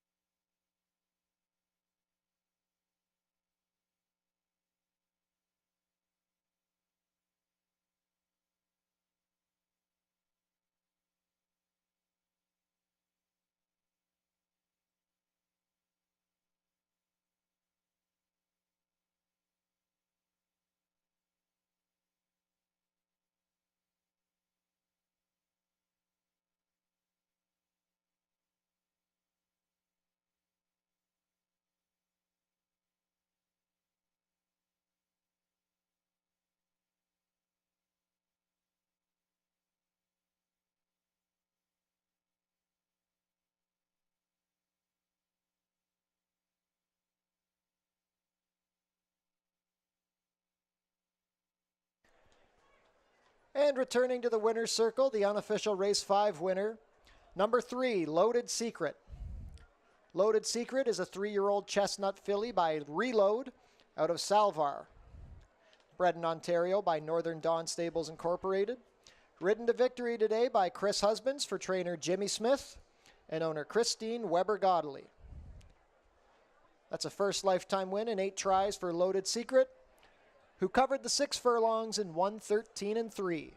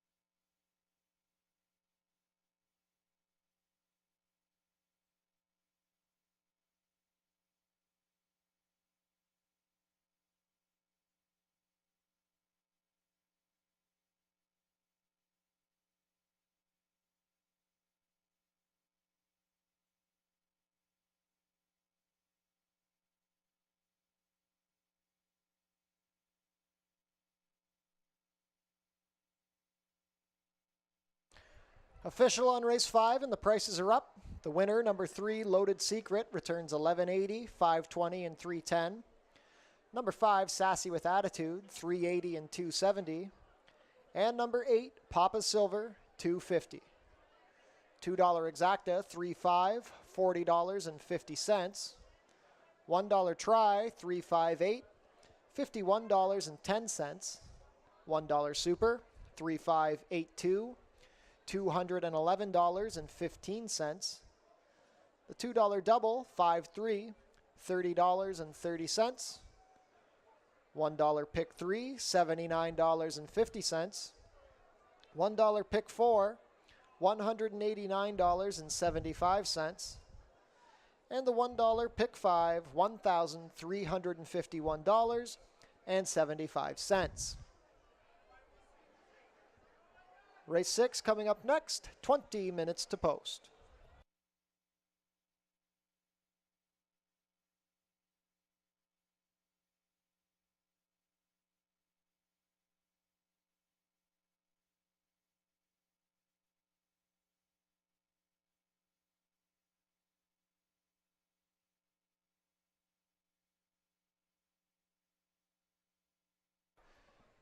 The 87th running of the Prince of Wales Stakes, second jewel in the OLG Canadian Triple Crown, is coming up on Tuesday, September 13th.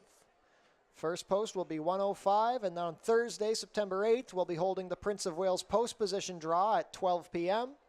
If you can't make it out for the draw, you can tune in on the live stream on our website, FortErieRacing.com. Changes for race 6, just an overweight on the number 7, SEAL Team 2. You'll be 3 pounds overweight. Make the weight 120 pounds. 19 minutes to post.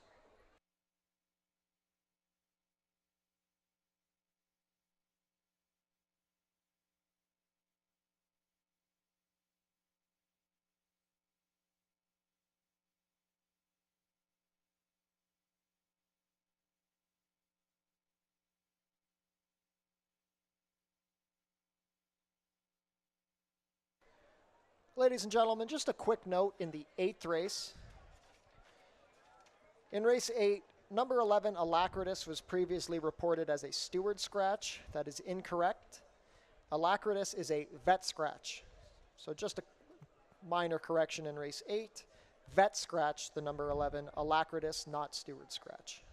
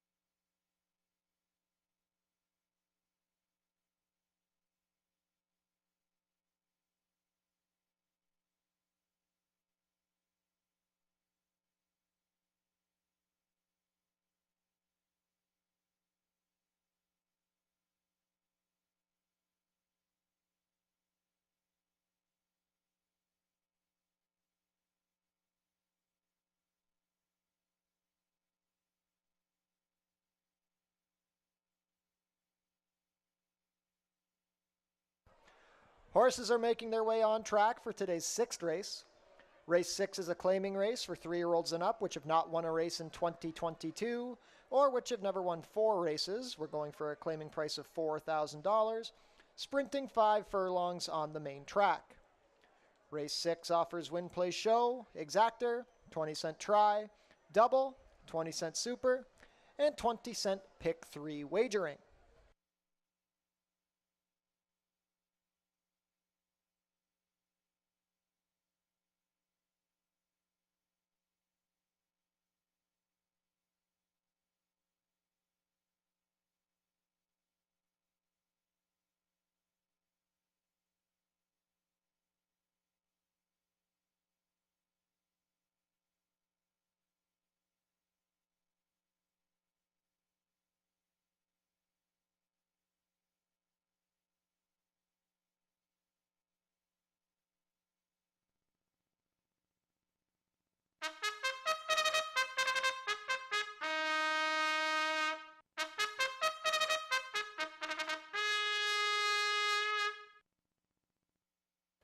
Post parade, number 1 is Frat Party. Ishmael Mascara rides for trainer Michael Cohen and owners Linda Cohen and Ashley Rhodes. 2 is Brady O'Brady. Juan Crawford rides for trainer Barrington Sido and owner Radcliffe Racing Stable.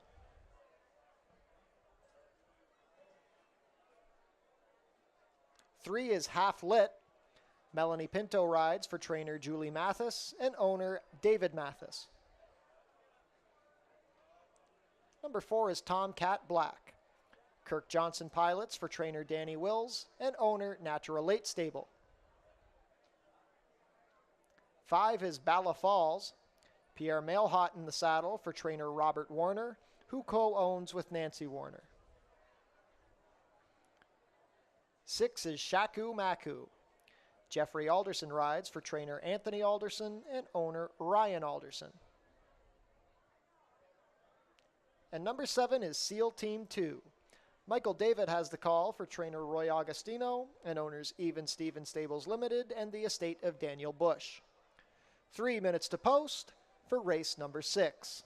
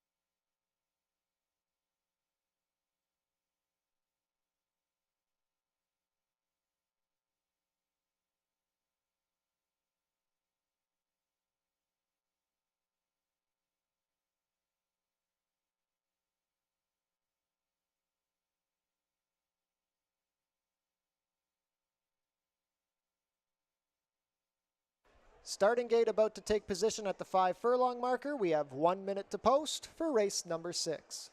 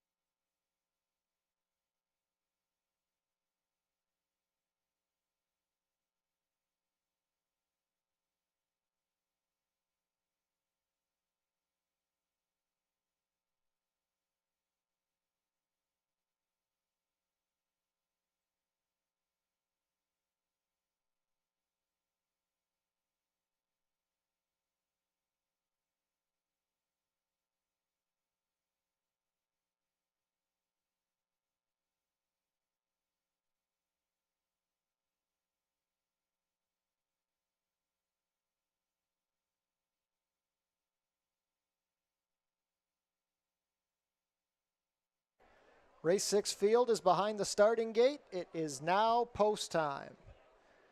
9-5 favorite, now 8-5 favorite as they begin loading is number 6, Shaku Maku, with Half Lit a close second choice at 2-1.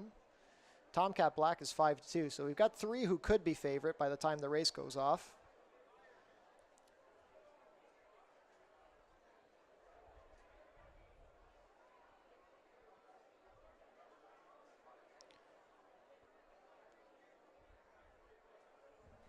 The first to load is going to be Frat Party with Ishmael Mascara up to the rail.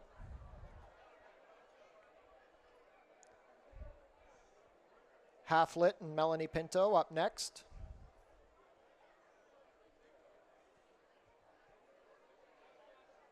Half Lit goes in. Tomcat Black and Kirk Johnson will go up next.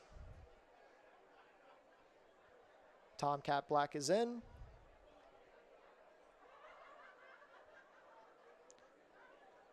Bala Falls and Pierre Mailhot.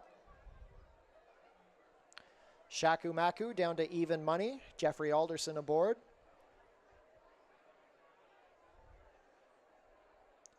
SEAL Team 2 and Michael David have the outside post. And the last to load will be Brady O'Brady with Juan Crawford. Brady O'Brady steps in and we are all set. They're off. Shaku Maku shows up from the outside, as does Bala Falls, now trying to rush up the inside is Half Lit. It's a very clustered early pace, but Shaku Maku has the most early speed. Half Lit is right there, and in between horses is Tomcat Black. Bala Falls is fourth with SEAL Team 2 to his outside, then Brady O'Brady on the rail, and the early trailer is going to be Frat Party. This is a clustered pace. 3 across the track. Shaku Maku ahead in front, past a quarter in 22 and 3. Half Lit is along the inside with Tomcat Black racing in the 2 path. Brady O'Brady is gaining ground. He angles off the outside with SEAL Team 2 to the outside. Bala Falls tires, and now Frat Party tries to rally up the rail. At the top of the stretch, Shaku Maku is snuck away from the rest of them. He's up by about 2.5. Brady O'Brady is rallying past Half Lit at the 8th pole with Tomcat Black and SEAL Team 2 battling for the minors, but Shaku Maku is just annihilating this field. Shaku Maku is up by 6 and he's not stopping. It's all Shaku Maku. Brady O'Brady close for second over Half Lit, and then Frat Party was up for fourth, 57 and 4.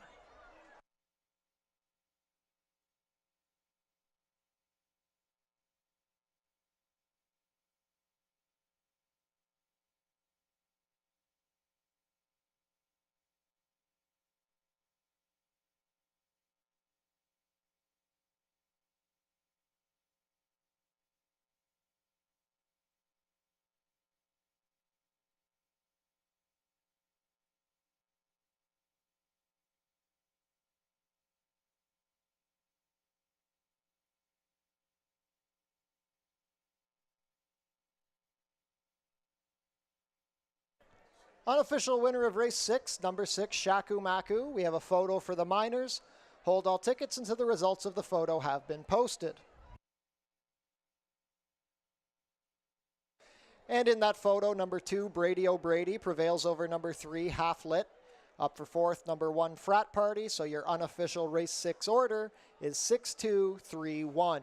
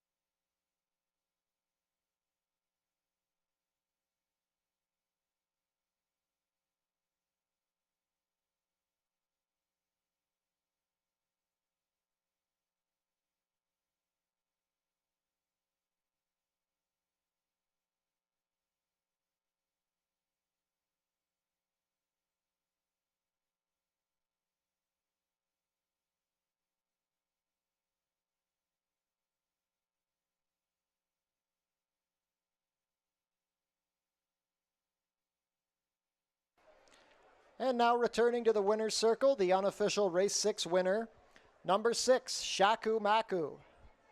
Shaku Maku is a 4-year-old chestnut gelding by Reload out of Bursay, bred in Ontario by Jennifer Ludi. Ridden to victory today by Jeffrey Alderson for trainer Anthony Alderson and owner Ryan Alderson. Shaku Maku scores an easy win, his 3rd lifetime win in 10 tries, covering the 5 furlongs in 57-4.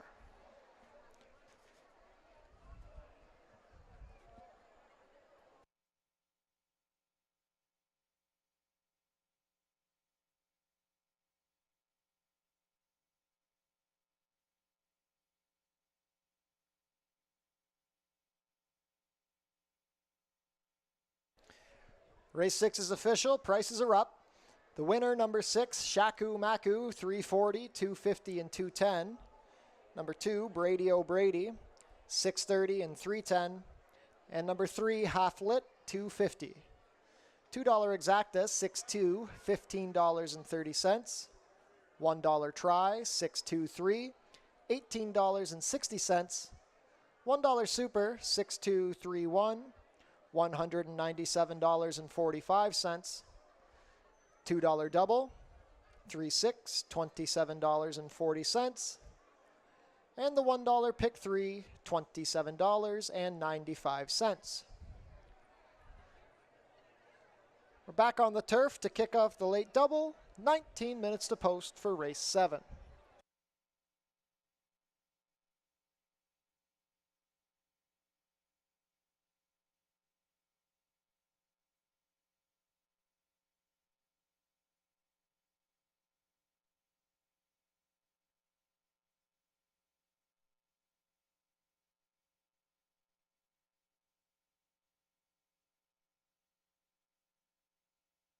And ladies and gentlemen, on screen now is the place photo for race number 6.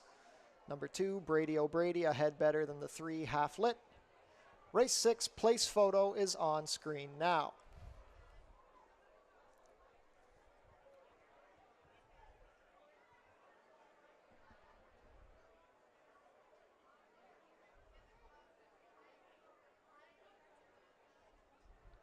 We had a claim in race number 6. Number 3, Half Lit, was claimed by new owner Fortunato Galati and moves to the barn of trainer Howard Keene. Honeymoon Suite will be performing at Fort Erie on Saturday, September 17th, featuring Leah Marlene and the Trip. This is a special ticketed fundraiser for COPE. You can get your tickets now at customer service or online at eventbrite.ca. We Love Fort Erie Night, sponsored by Fort Erie Rona. Changes for the upcoming 7th race. Stewart scratched the main track only, number 9, Flawless Pink. 17 minutes to post.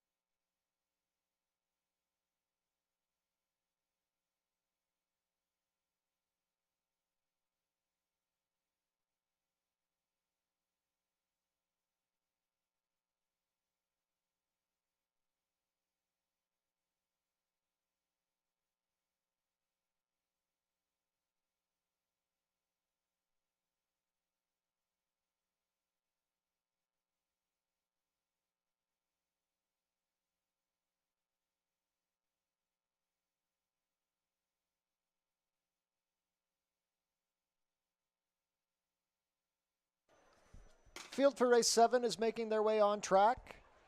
Race 7 is a claiming race for fillies and mares 3-year-olds and up, which have never won 2 races. Claiming price of $4,000. And we're going to travel about 7 furlongs over the turf course here. Race 7 offers win, play, show, exactor, 20-cent try, double, and 20-cent superfecta wagering. A winner's circle presentation will be made by Phil and Sarah Real Estate Team, sponsors of tonight's free concert by the Strictly Hip.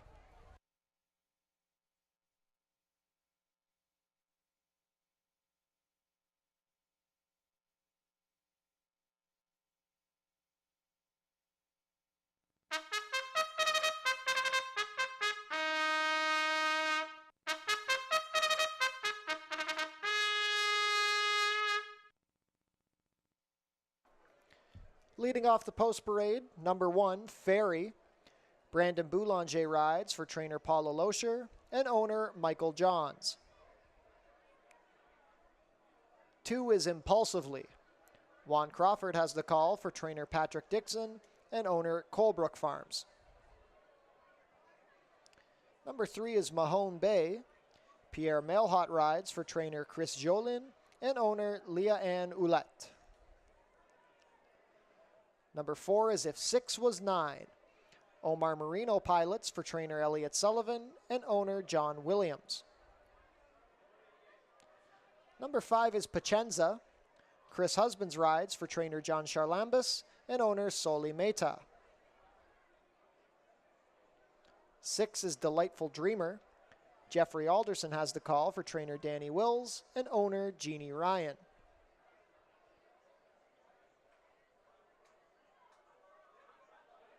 Number 7 is Quiet Ascot. Melanie Pinto rides for trainer Anthony Husbands and owner Offshore Racing Stable. And number 8 is Marvel. Leo Salas rides for trainer Julie Mathis and owner Matthew Self. Late double wagering coming up in the 7th.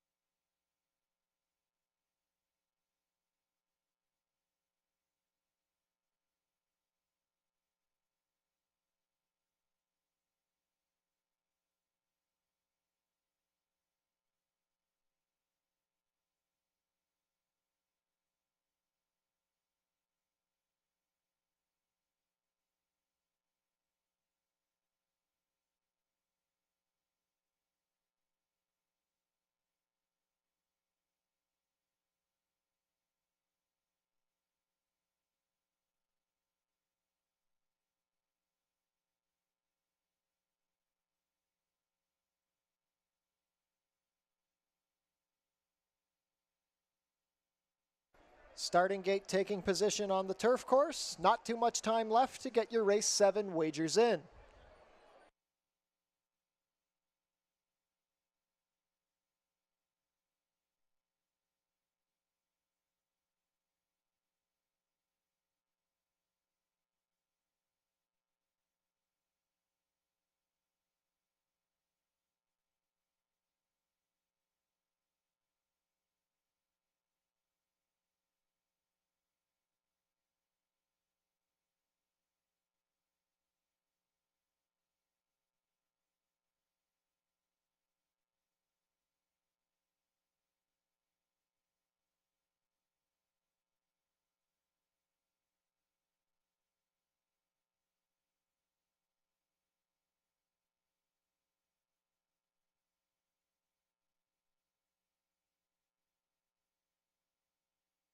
Field for race 7 begins to cross over to the turf course.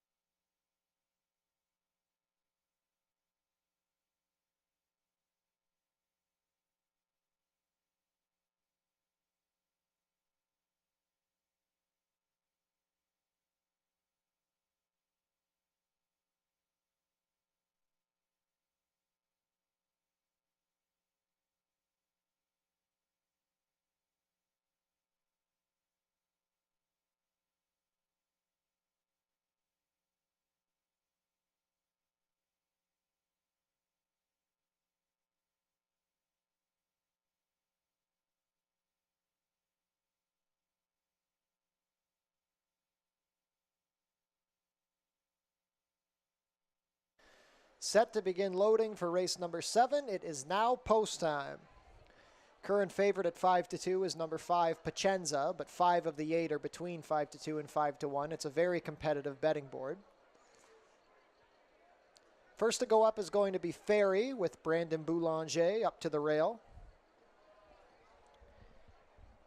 Impulsively and Juan Crawford. This horse looking for back-to-back wins. Long shot Mahone Bay with Pierre Mailhot. If 6 was 9 and Omar Marino. Pacenza with Chris Husbands. Delightful Dreamer and Jeffrey Alderson.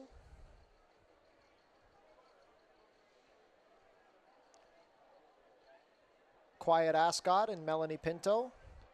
A slight favorite at 2-1 with the last click in the wagering. And the last up will be Marvel with Leo Salas. All set.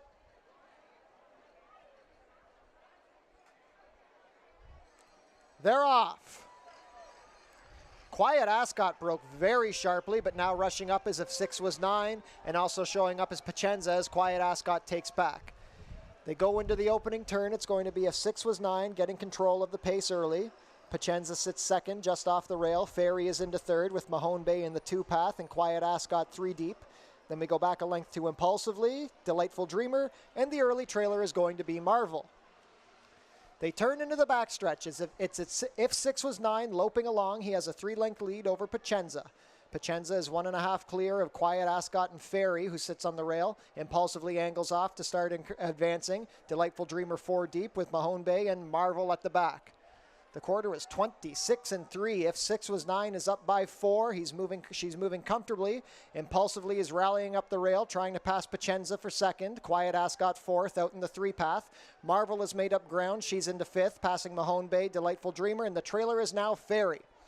The half was 53-1. They've caught up to if 6 was 9. Pacenza starts to put the pressure on. It's Pacenza and then 3 deep. Quiet Ascot is right there too. Marvel is ranged into contention after being last early with a 1/4 mile to go. If 6 was 9 is coming back on, she still has a head in front. Pacenza is right there. Quiet Ascot has had a wide journey, and Marvel is storming down the outside from last. If 6 was 9 trying to find more, Marvel hits the front from the outside. Quiet Ascot digging in between them. If 6 was 9, Marvel, Quiet Ascot, these 3. If 6 was 9 finding, Marvel coming down to the wire. Photo finish. That's a photo. If 6 was 9 and Marvel, Quiet Ascot was third. 131-3.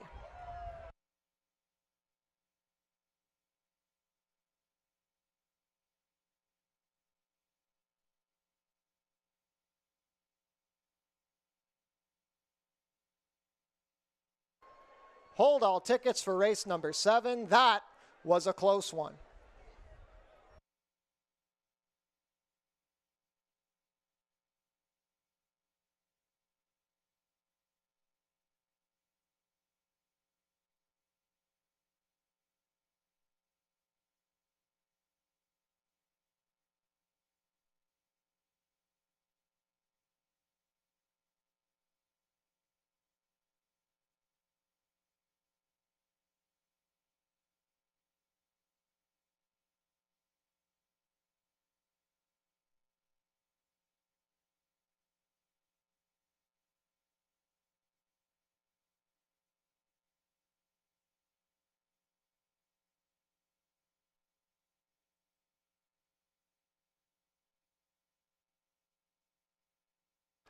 In the photo, number 8, Marvel, got the nose down. Second is 4, If 6 Was 9. Third is number 7, Quiet Ascot. And fourth, number 5, Pacenza. What a finish. Marvel gets the job done in a 10-1 upset. Unofficial race 7 order is 8, 4, 7, and 5.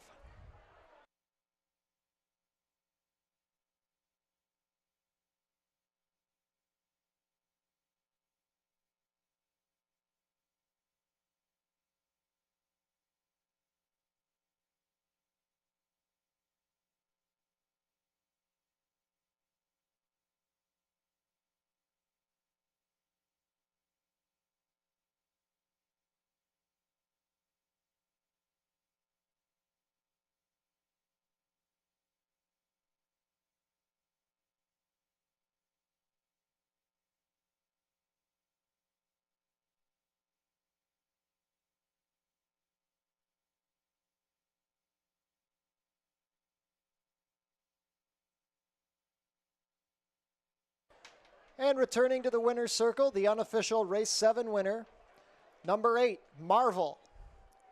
Marvel is a 6-year-old dark Bear brown mare by Lemon Drop Kid out of Marvelous.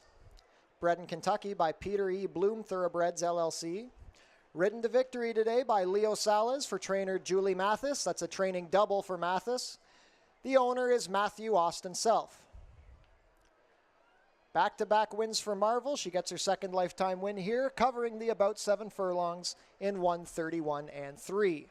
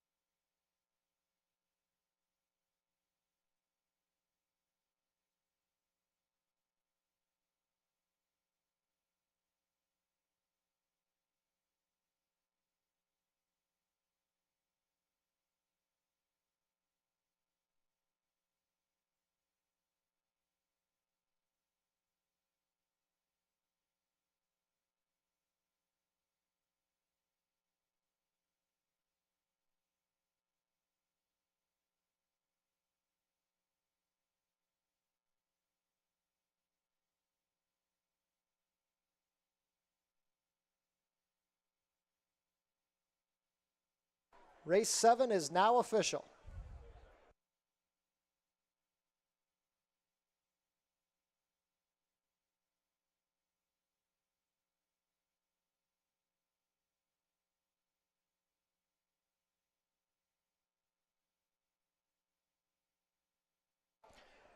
Prices are up for race 7. The winner, number 8, Marvel, returns $23.60, $9.40, and $4.60.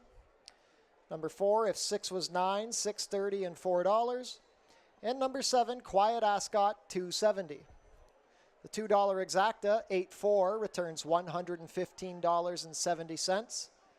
$1 try, 847, $172.50. $1 super, 8475, $469.85. $2 double, 68, $31.60. And the $1 pick 3 pays $103.25.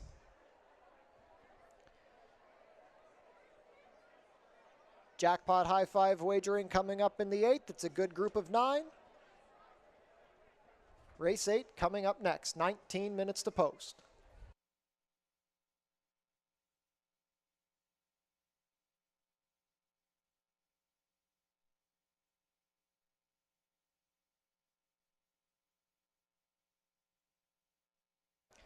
And on screen now is the win photo for race number 7. That was one of the closer ones we've had this year.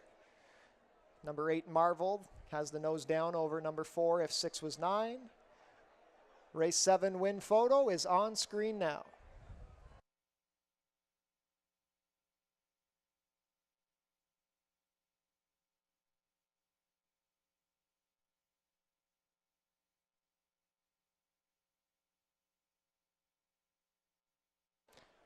We had a couple of claims in race number 7. Number 2, Impulsively, was claimed by new owner David Meredith and moves to the barn of trainer Sharon Chicotto. Also claimed out of race 7, number 5, Pacenza. Pacenza claimed by owner-trainer Sharon Chicotto. Jackpot High Five wagering coming up in the 8th race. Carryover amount is $10,412.64. Be the only winning ticket to take home the whole jackpot. Changes for the 8th race. Stewart scratched the number 3, Gold Venture. Take out the 3. Overweight on the number 4, Striking Moon. 1 pound over at 121 pounds. Stewart scratched the number 5, Pretty Rachel. Take out the 5. Overweight on number 6, Make No Mistake. 5 pounds over, now 120 pounds. Rider change on the number 10, Tomato Bill. Make the rider Christopher Husbands. Vet scratch the number 11, Alacritus. Take out the 11. And an overweight on number 12, Strong Ending. 2 pounds over at 122 pounds. 17 minutes to post for the nightcap.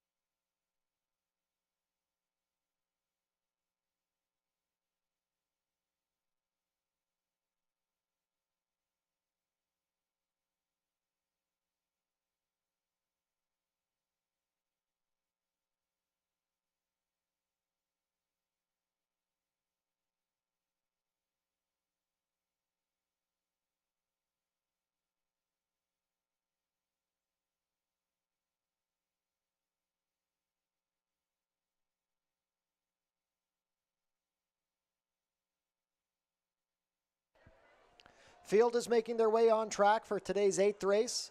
Race 8 is a starter optional claiming race for 3-year-olds and up, which have started for a claiming price of $10,000 or less in the last 2 years, or going for a claiming price of $12,500.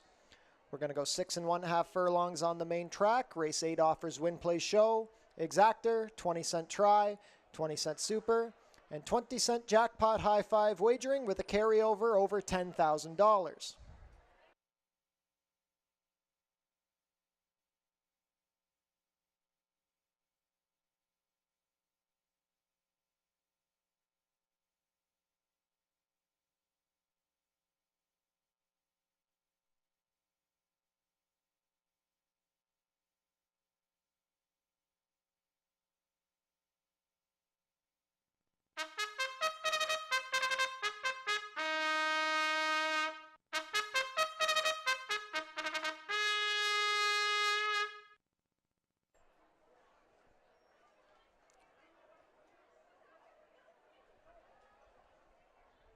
Leading the post parade, number 1, Duke of Miami. Brandon Boulanger rides for trainer Willie Theranos and owner Malta Manors Stable. Number 2 is Where's Anthony. Omar Marino rides. This one also goes for Willie Theranos and Malta Manors Stables. Scratch the 3. Number 4 is Striking Moon. Helen Vanek pilots for owner-trainer Jeff Voice. Let's take out the 5. Number 6 is Make No Mistake. Leo Salas rides for trainer Julie Mathis and owners Mary Self and Timothy Murray. 7 is Money Matters. Kirk Johnson has the call for trainer Dale Powell, who owns in partnership with Anthony Powell. 8 is Chasing Vinny. Olaf Hernandez rides for owner-trainer Gary Chidobiak. Number 9 is Wings of Victory. Jeffrey Alderson rides for trainer Renico Lafond and owner Cowgirl Up with Green. 10 is Tomato Bill. Chris Husbands picks up the mount for trainer John Sims, and who owns in partnership with Harvey Bussey. Scratch the 11. Number 12 is Strong Ending. Ishmael Mascara in the saddle for trainer Richard Davis and owner Bruno Schickadans. 1 minute to post for the nightcap.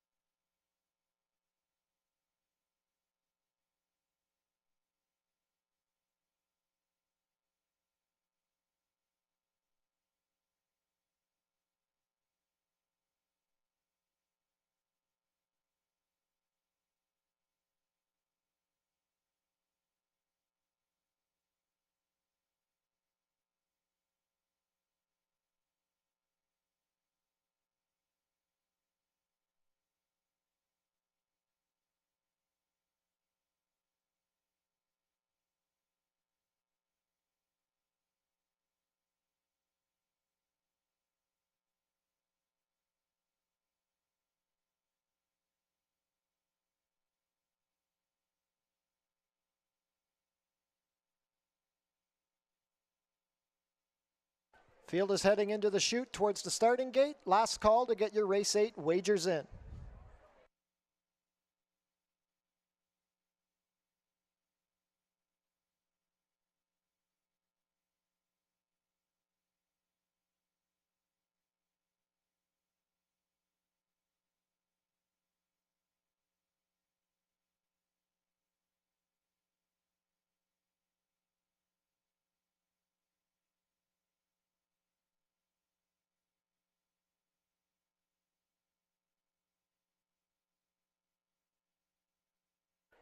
Field begins to hide behind the gate for race 8. It is now post time. 8-5 favorite is currently number 4, Striking Moon. Number 6, Make No Mistake, and number 10, Tomato Bill are also taking support. First to load is Duke of Miami with Brandon Boulanger, one of 2 for Malta Manors stables here. The stablemate Where's Anthony with Omar Marino go up next.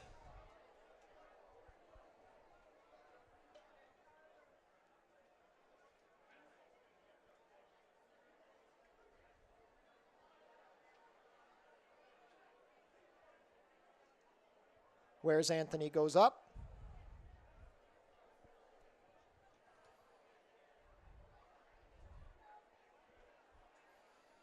The favorite, Striking Moon with Helen Vanek.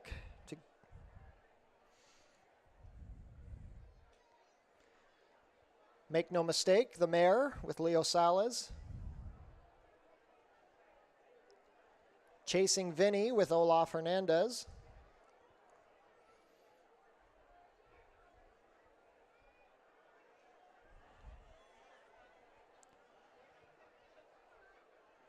Chasing Vinny backs out.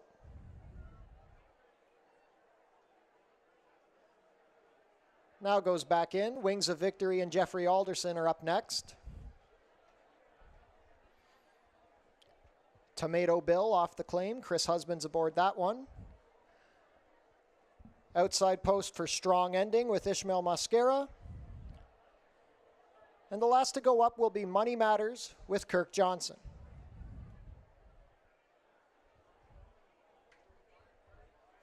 Money Matters walks in and we're all set.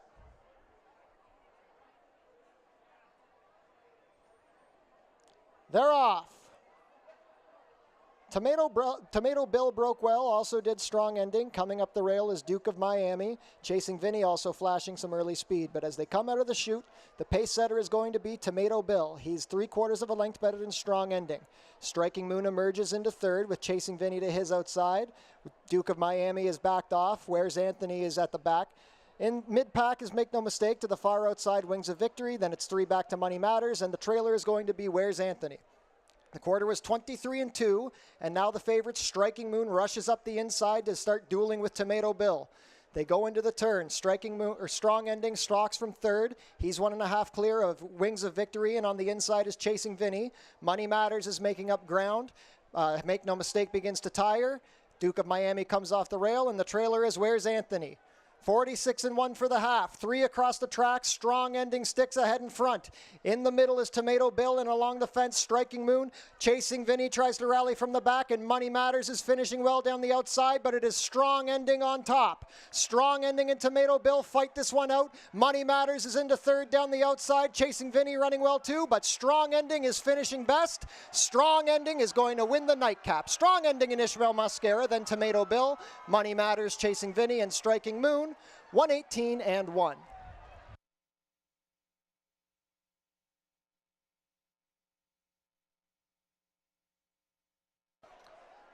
Unofficial in race 8, the winner is number 12, Strong Ending. Second is 10, Tomato Bill. We had a photo for show. Hold all tickets until the results of the photo have been posted.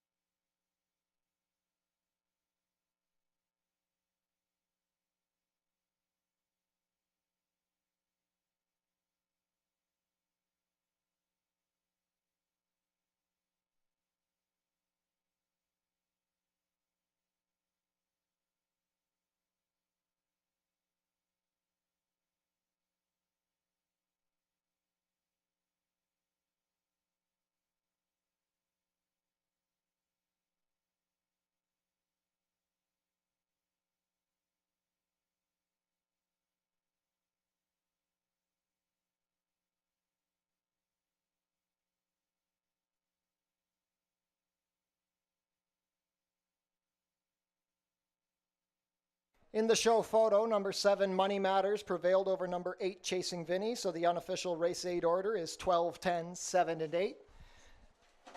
And now, returning to the winner's circle, the unofficial race 8 winner, number 12, Strong Ending. Strong Ending is a 5-year-old dark bay or brown gelding by Strong Mandate out of Wise Ending. Bred in Kentucky by Bob Austin and Alice Austin. Ridden to victory today by Ishmael Mascara for trainer Richard Davis and owner Bruno Schickadans.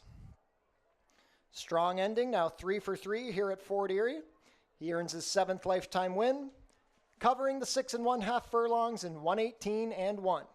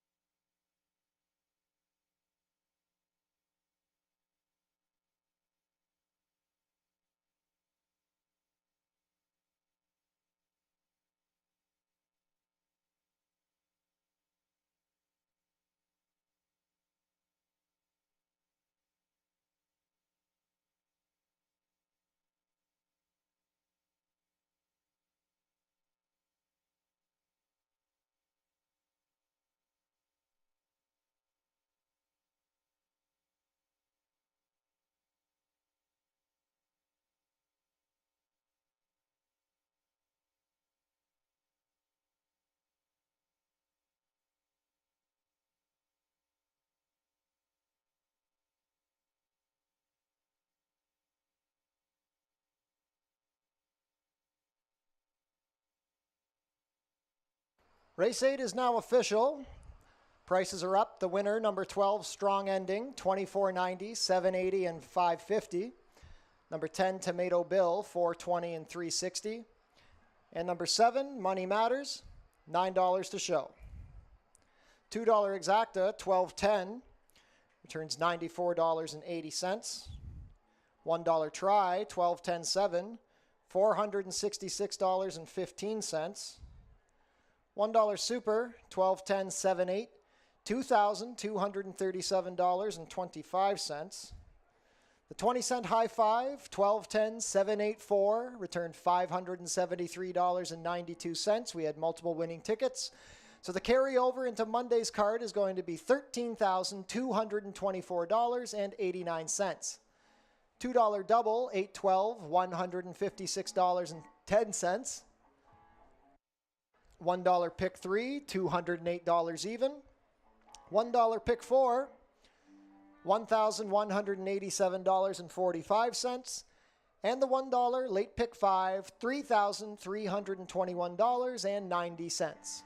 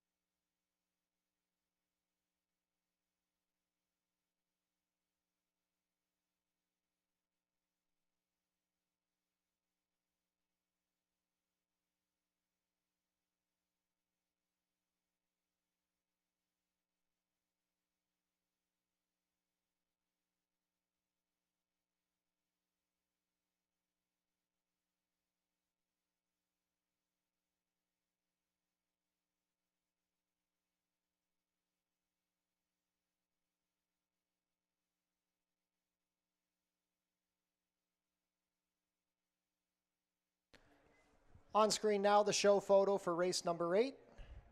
Show photo for race 8 on your monitors now.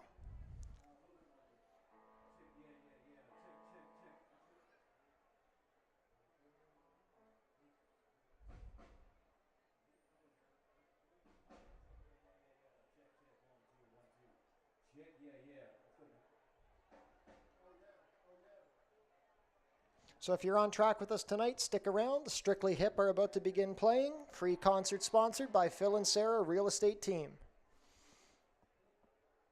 We want to say a big thank you to the concert sponsor, Phil and Sarah Real Estate Team. We appreciate your support from all of us here at Fort Erie. You're good to do your sign-off if you'd like. We'll cycle through the rest. So that concludes racing today at Fort Erie. We want to thank everybody for being here with us today. If you're on track, enjoy the concert. If you joined us from off-site, we thank you for making us part of your day. From all of us here at Fort Erie Racetrack, we'll see you on Monday.